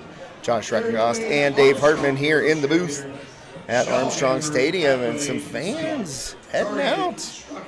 I don't know. I don't think it's that far out of the realm of possibility for. No, not as explosive as Armstrong has come out in the second half. They're probably getting cold. Hey, you know what? It's that transition time of the year where everybody's like, "Hey, it was 75 degrees today," and then you're sitting in the stands in the fourth quarter, and you're like, "Whoa, it's a little bit chilly out here." It's beautiful, perfect football weather right now. And like you said, you know, we're a couple of big guys. We didn't need the heater on up here. We were good. We're built for this kind of weather. Short kick again. Upman takes it and getting a little outside near midfield. And a decent return there. I think that was Rex Harmon. Koopnis on the return. No, it was Costa Koopnis, the Upman, wearing that 34 tonight. So Costa Koopnis had his hands on the ball a few times. That fumble recovery, Dave, and a nice little kickoff return. Yeah, he's shown up and done pretty well tonight. Don't hear his name called very much, but tonight he's played a pretty decent game for all the more he's been in. Kooknis listed at 5'7", 140, a sophomore on this Riverhawks squad, and some shiftiness there shown on that kick return. Oh, yeah. Yeah, you were saying about the heat and us not needing it. I'm still standing here in shorts and a T-shirt. Well, you're a shorts and a T-shirt kind of guy in the winter. Well, not wintertime, the late fall. Oh, I've been known to have it on with snow flying, but not anymore, you know. Oliver stands in the pocket, going deep again. Double cover down there, Klein. And it's knocked away at the last second by Carr. Klein turning around, looking for a flag. He was looking for the flag. He wasn't going to get it. Now that's a tough one to make a call on because you got the double coverage there. Yeah, that ball was just well defended. So that'll make it 2nd and 10, 7:20 left. Ball right at midfield after Kooknis made a nice return as the up man on the short kickoff. Rolling to his left is Oliver, plants his feet, fires toward the sideline. Nice throw by Jaden Oliver, and a good catch by Joe Bartolowitz. Depending on the spot, I think he's going to have the first down. Yeah, I thought he went right to the sticks and made that cut toward the out on the sideline. They're moving the sticks. And Oliver, you know, that's the one thing when you roll toward your opposite hand, you got to get those feet planted and those shoulders squared up. And Oliver did a good job of that right there, because if you try and throw sidearm or on the run right there, it's going to end up short. Oliver taking a shot back down deep, and another great catch. Chase Jablonski, and he gives a little flex. With a beautiful catch from Oliver. Jablonski having a game tonight. Yes, he is. He better watch doing that the way they're throwing the flags tonight, too. Yeah, that's a good point, Dave. So now 7 minutes. Right on the dot as the Riverhawks line up inside the Ryan Bowser State Farm Red Zone. RyanBowserSF.com. Get your free quote today. General still on his feet, taking 5 Talbots to push him back, and that should be a flag. I mean, looks like he got to the 5. That whistle was blowing for 3 seconds. Oh, yeah. I mean, it's, you know, if you're going to throw 100 flags in a game, keep throwing them. Yeah, That's my... that's my mentality. If you're going to call a game that tight, then call everything. You can't just let some stuff go and some stuff be called. Now, do I want to be here until 11:30? No, but no, none of us do. Oliver, designed run. I believe that was a design keeper. Oliver still fighting. He's close. He's going to be about a half a yard short. Well, he tried to extend that ball as he was going down, Dave, and they spot him just short. That's about on the half-yard line hurry right up there. Offense here. And a little I formation for the Riverhawks. Oliver forward. No signal from the officials. I don't think he made it. I think he's just a little bit short. Hey, you got to get those running backs in there like the Philadelphia Eagles. Push. The tush push. Yeah, that's it. Hey, you got to get that in there, Coach. You get those 2 running backs coming up behind you, and just it's like pushing the sled. So now the Riverhawks 4th and goal here. Ball kissing the goal line. Riverhawks got to punch it in. Got to put it in here. 5:23 left. Oliver checks with the sidelines. Backs off into the shotgun. Patton to his left. Winecoop to the right. Handoff goes to Patton. General pushing forward, pushing. And he's in! The General Patton shoves his way. Great effort by Patton on that one. Well, General Patton was known to push forward against all odds. Yeah. And Alex Patton does it right there. Initially stopped short of the goal line, kept those legs moving, and punches it in for a Riverhawks touchdown. Back to a 1-score game here. 5:12 left. Can the Riverhawks execute an extra point here? Question of the night. Does this kick get blocked, Dave? Hopefully not. Hunter Reed, quick snap, get it up, nearly blocked, but it goes up and through. It is good. Oh my goodness. Wow, it was almost blocked too. I'll tell you what, Dave, that was mighty close. Just as we say it, it was almost blocked from the outside there. Woo, got a good one here at Armstrong Stadium, folks. 32-27, Riverhawks down the field. Big play from Oliver to Jablonski in single coverage. Another combat catch for Chase Jablonski, getting the Riverhawks down there inside the Ryan Bowser State Farm red zone. And then a little power football of the Riverhawks. Yeah, all you fans that left early, I hope you're listening somewhere. Hey, tune in. You're missing a good one. Well, you know what? It did clear out. And I got to tell you, Dave, I do think your assessment of people actually feeling cold for the first time at the stadium was accurate, because I see a lot of blankets around shoulders now. Oh, yeah. So those folks came prepared. Yeah. Believe me, somebody will tell me otherwise, but I feel like So a 5-point game now, 5:12 left. Riverhawks able to answer that Borgo touchdown with a 1-yard touchdown plunge by the general, Alex Patton.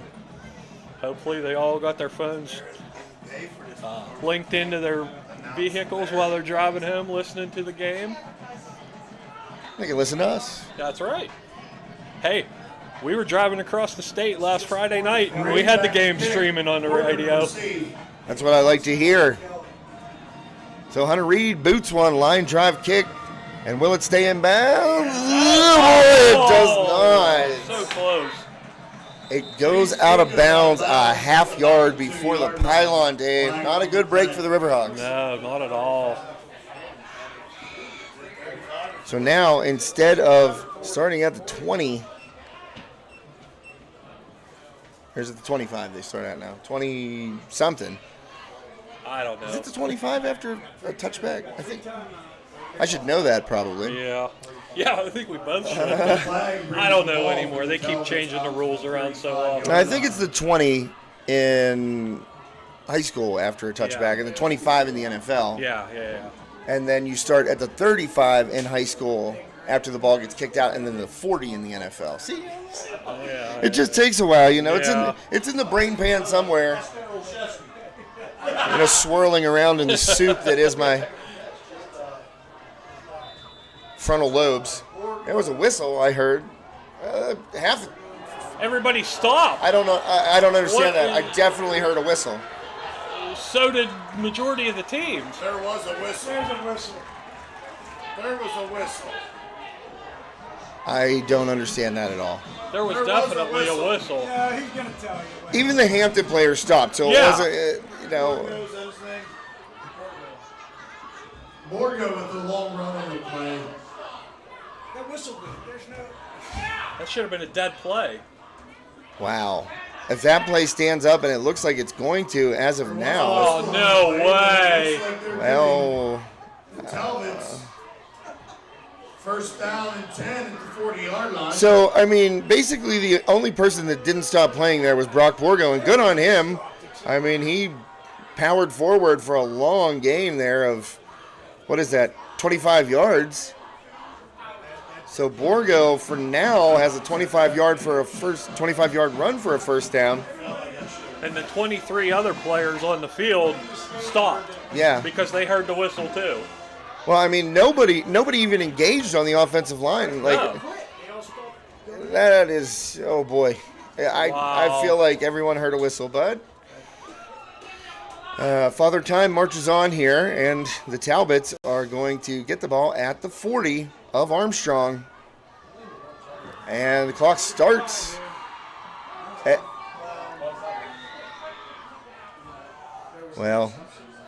Let's just say the Riverhawks faithful aren't too pleased with that turn of events. No, there's a lot of yelling coming from next door, too.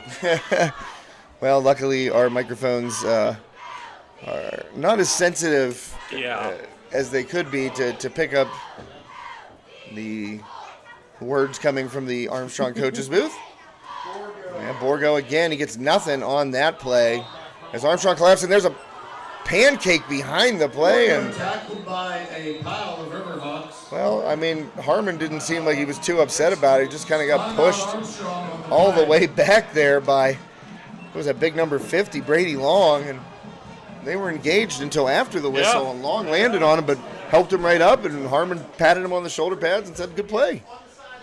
Yeah, the referees kept it going. So that's going to bring us to a timeout here, taken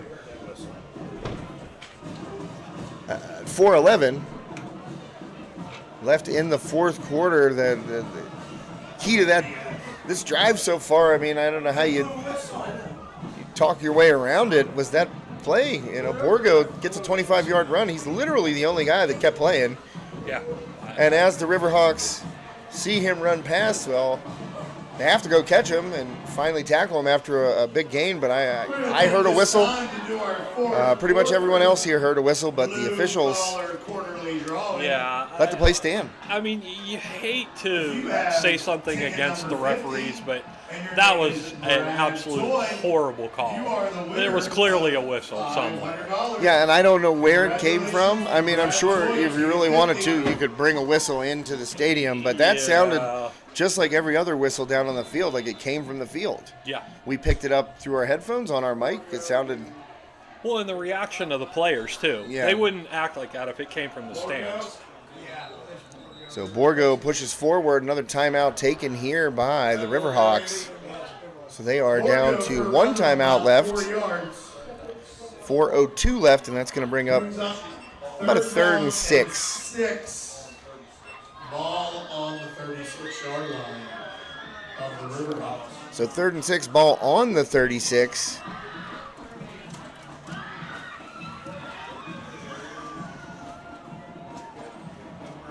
And right now, this is a huge play. I mean,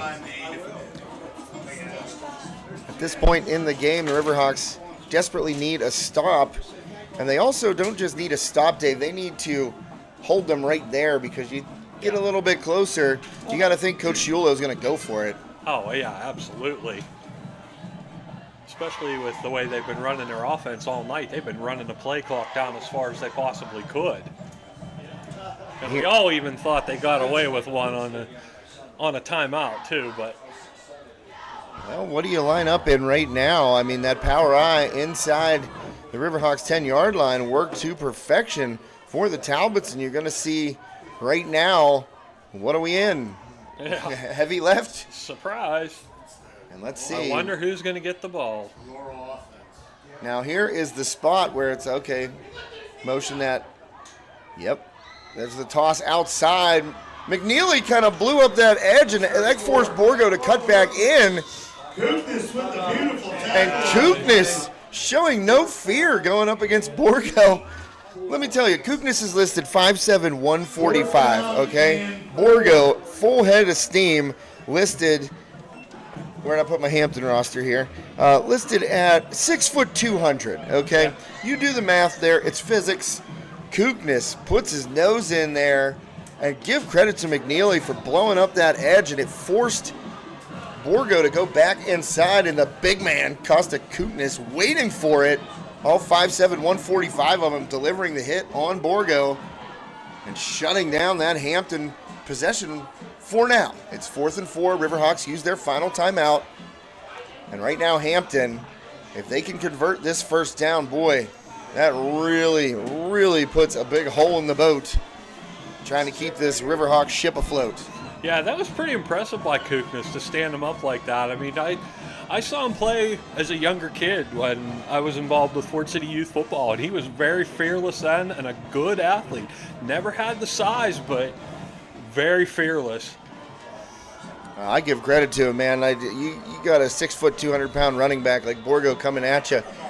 Listen, I'm a grown man. I'm bigger than that, and I don't think I would want to do it. No, I'd move. I'd be like, here, go ahead. Stand up strong.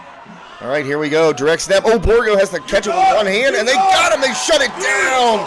The Riverhawks make a stop. The Riverhawks. Wow. That's a huge stop. And that is a turnover on downs. Kyan Klein in there. It looked like McNeely got in there. Big Will Adams also in the mix. And a huge stop by Armstrong. 3:51 left. 10 for Armstrong. Great job by the defensive line there. Well, I'll tell you what, you look up at the scoreboard and you see 32 points on the board for Hampton. You think, oh, boy, that defense must not have played well.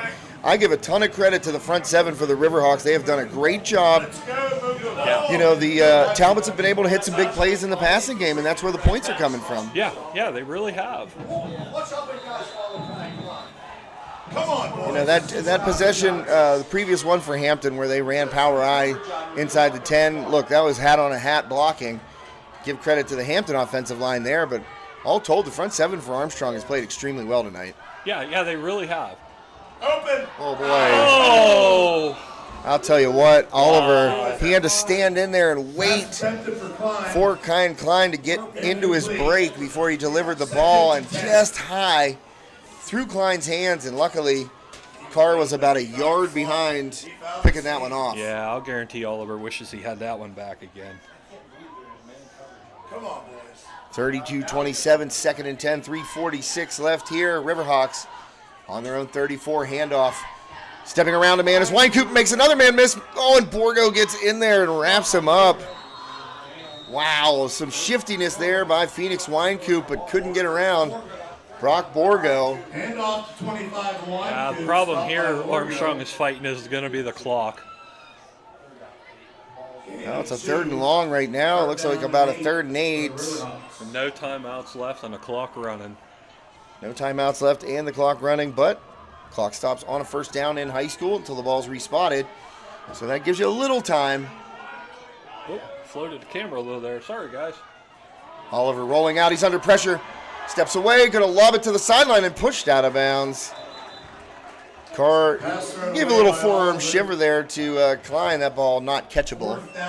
So delivered out of bounds there by Oliver. 4th and 8 right now. And I would say this is the game, but you're still on that. You're still right on the edge there, Dave. Yeah, it's a little close to call here, but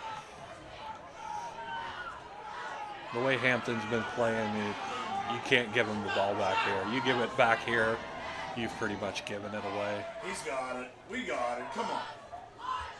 So the Riverhawks need to convert a first down here on 4th and 8. Clock stopped at 3:03. Will wind on the snap.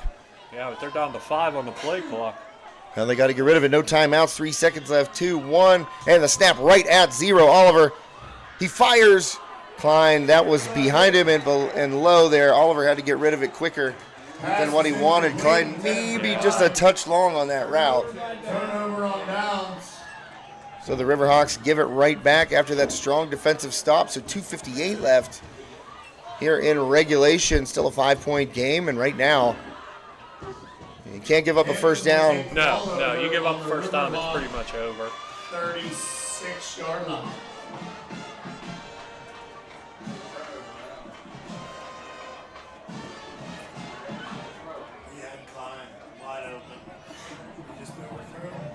Now you're starting to see it empty out a little bit more. 2:58 left here. Power eye left. Borgo, and he stopped. Gain of about maybe a yard and a half. But as you said, Dave, the biggest enemy of the Riverhawks right now is that clock.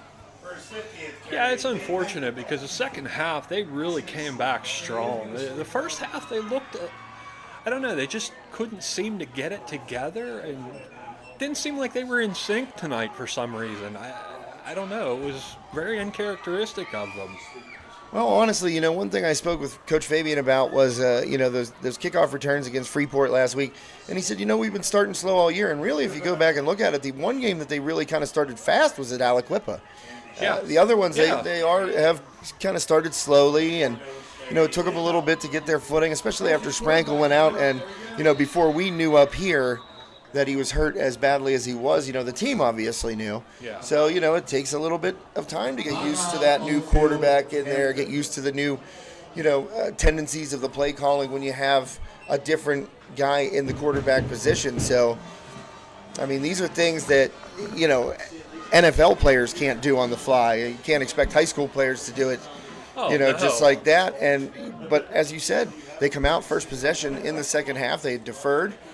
Took the kickoff right down the field, scored, and then just a couple of big pass plays. Give Porter Kelly credit, and of course, Kearsop and Hasselrig. Both those guys in the passing game for Hampton, just absolutely huge tonight. Well, and I think something that helped Armstrong tonight to adjust to switching quarterbacks is them alternating Oliver and Sprankle in and out, off and on throughout the game so far this year. Now, granted, they're still not going to be used to it, but I think that may have helped them a little bit. But First being I mean, number 1, Kine Klein. I'm taking nothing away from Hampton. They came out, And number 17, basically showed what they were going to do and stuck to it the whole game. Right.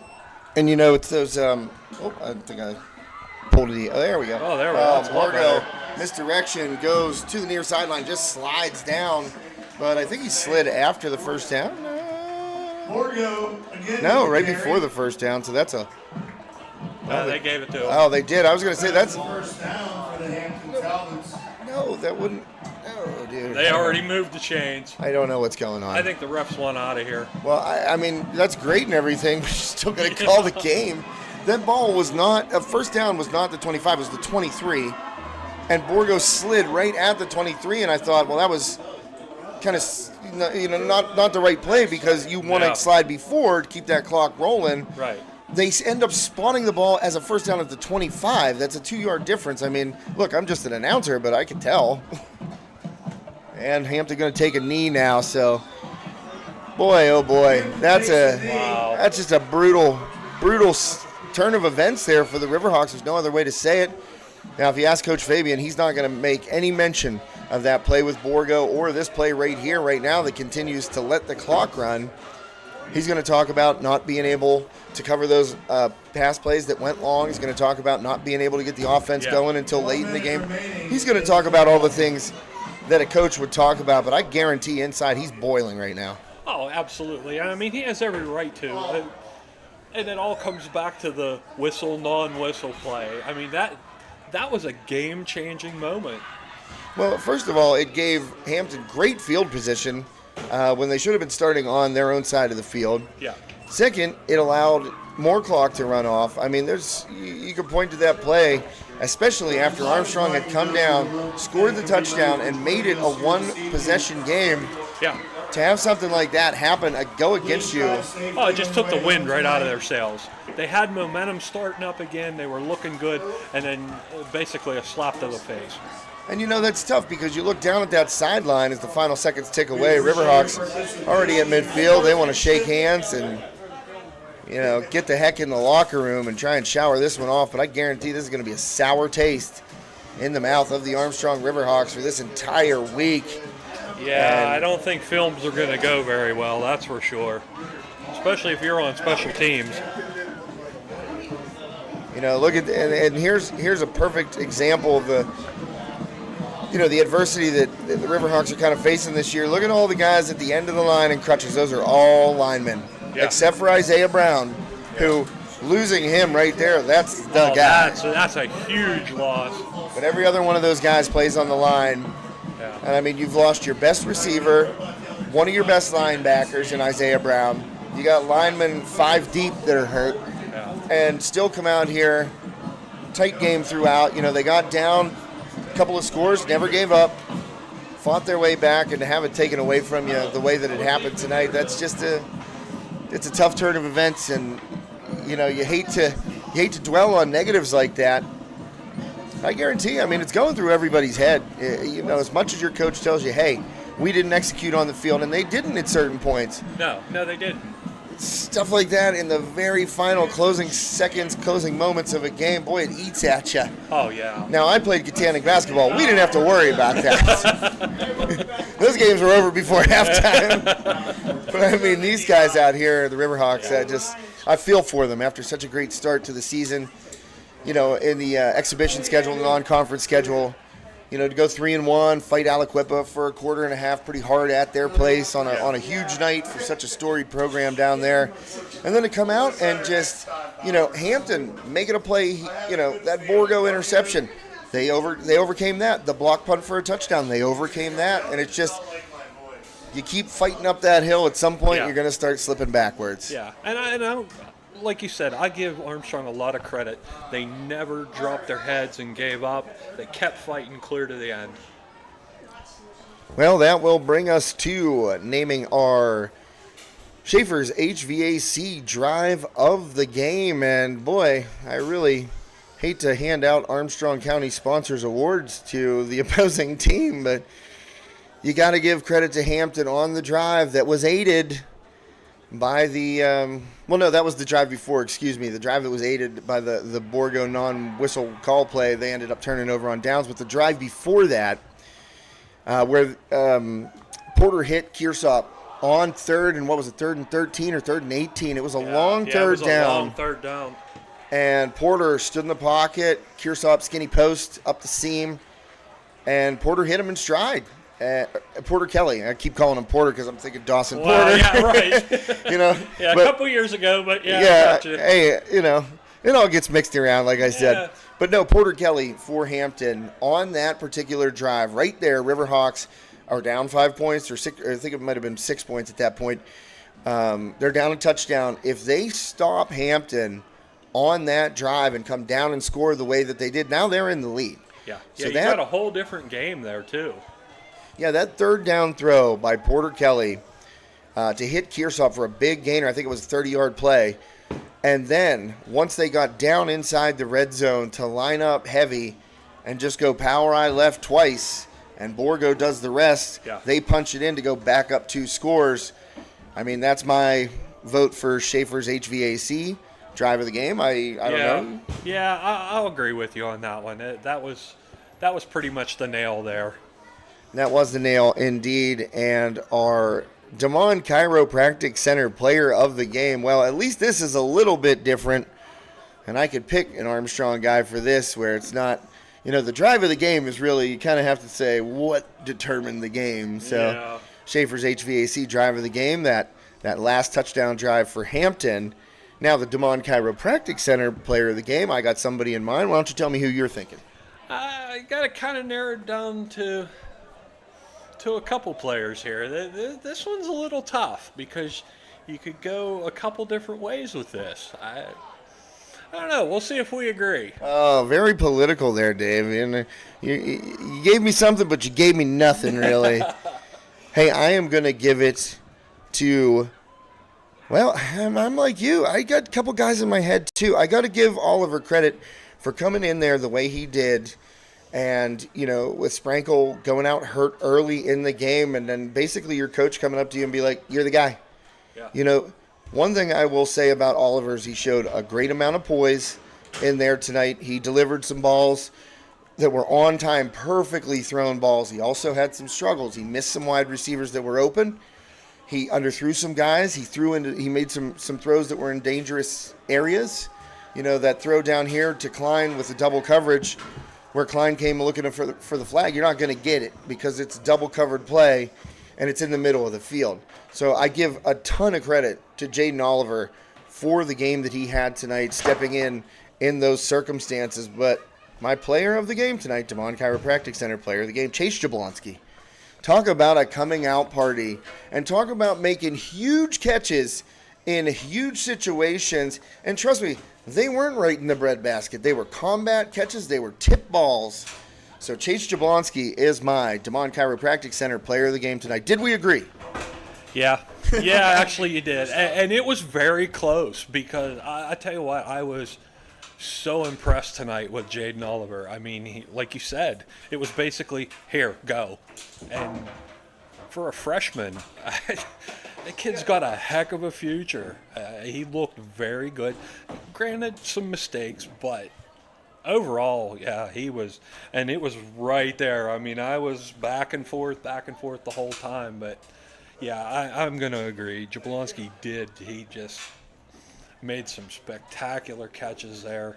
And basically someone has to with Brown out. Yeah.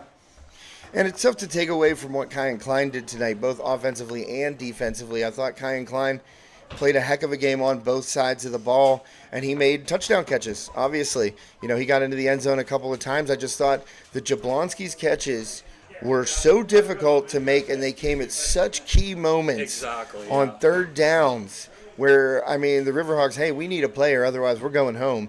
And he made those catches tonight. I thought it was a real big kind of coming out party for him as a wide receiver. And as you said, with Isaiah Brown being out for the rest of the season, and really, Ian Olsen tonight double covered pretty much the entire night. I did not see him get any kind of space in the passing game. Hampton was content to double and shade high safety coverage toward Ian Olsen tonight and say, look, Jablonski, Bartolowicz, Klein, you guys beat us tonight, and they almost did.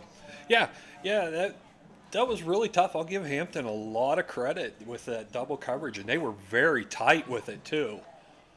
Yeah, Ian, he had such a monster game, and he's had really a monster first 5 games of the season. Well, 4 games coming into tonight's 5th game of the season. That, I mean, you could tell all week that Hampton was like, all right, we're shading to this guy no matter where he lines up every single time, and they did a good job taking him away. And I think also Sprankle going out had a big effect on that too, because he had developed a chemistry with Olsen in those first 4 games that it was like when Colt knew that he needed to someone to make a catch, he was looking for Ian, and they had developed that chemistry. Well, now tonight, the way things shook out, Colt goes down with an injury. Jaden Oliver comes in. Oliver sees that Ian's double covered every time. He's got to start looking the other way, and he did a good job of that, getting those other receivers involved. Klein, obviously, a big game for him tonight. Bartolowicz, a couple of nice catches, and then Jablonski with some really, really big catches tonight for the Riverhawks. But when all was said and done and the dust had settled, the Riverhawks suffered their 2nd loss of the season.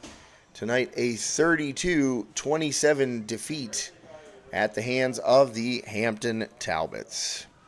Well, that's going to do it for us here on High Top Sports Network. Thanks for sticking around for this very long broadcast. It was penalty-filled and not fast-moving, especially in the first half there, Dave. No, we're almost 3 hours into it tonight. And a great event tonight here held at Armstrong Stadium, Blackout Night, in memory of Sean Klingensmith and support of the scholarship, as David mentioned earlier in the broadcast. Just a really nice thing, a very community-oriented guy that Sean was, and I think this was a real nice way to honor his memory. Yeah, it really was. I mean, the outpouring from the community has been great. I was talking with his wife and stepson before, and I believe they said there was like right around 40 or 42 sponsors on the shirt this year. That says a lot about this community and how they felt about Sean too. Yeah, that's a great point. I actually saw the shirt, and when well, you got it right here. Yeah. It's perfect. But I actually saw is there a purple and gold version? I feel like I saw a purple and gold version, or maybe that's previous than this year. Maybe that was previous. No, there was some other ones for the powerlift meet. Oh, that's what it was. Yeah. But this one that you have on, turn around here so I could just see. The sponsors' logos are so small because they have to fit everybody on there. And that is, as you said, just a really indicative of what this community does and rallies, around such a great cause like this scholarship. And also, as you said, a reflection of how they felt about Sean Klingensmith. All righty, folks. Well, that'll do it for us. Another Friday in the books here on High Top Sports Network, recapping the final score: Hampton 32, Armstrong 27. Thank you for tuning into High Top Sports Network. As always, remember to follow us on social media, all of our social media platforms. Just search High Top Sports on Facebook. You can also find us on Twitter at HighTop_sports. And, of course, the website, HighTopSportsNetwork.com. Or if you're old-fashioned, feel free to give us a call. 724-824-3554. That's the office number. And if you or anyone you know owns a small local business or a big one, I mean, hey, we're not going to say no to anybody, or a community organization you're affiliated with and you're interested in sponsoring our broadcasts, not just of Armstrong football, but you see all the other schools that appear on the network. If that's something of interest to you and your community, as you can see this year, we're down at Highlands now this season, starting to get some feedback from their business community and sponsors beginning to come on board here, and which was really a last-minute thing. So I think that speaks to what our sponsors see and how we can get their message out there. And also, they can feel good about how their dollar is spent, as we believe we are performing a vital community service to showcase the hard work and dedication of these teams, student-athletes, coaches, parents, everyone involved. So if you or anyone you know is interested in sponsoring our coverage of high school sports in the Western Pennsylvania area or beyond, hey, if you're from California, we'll get it set up. But give us a call, get in touch with us somehow, and we'll be happy to work with you here at High Top Sports Network. For the entire team, Dave Hartman, my name, I was going to say myself, myself, I don't know. Whatever. I've been talking a lot. It's been a long game. It's been a long game. Yes, it has. For the entire High Top Sports Network team, Dave Hartman to my right. My name is Josh Schreckengoss. See, I got it. There you go.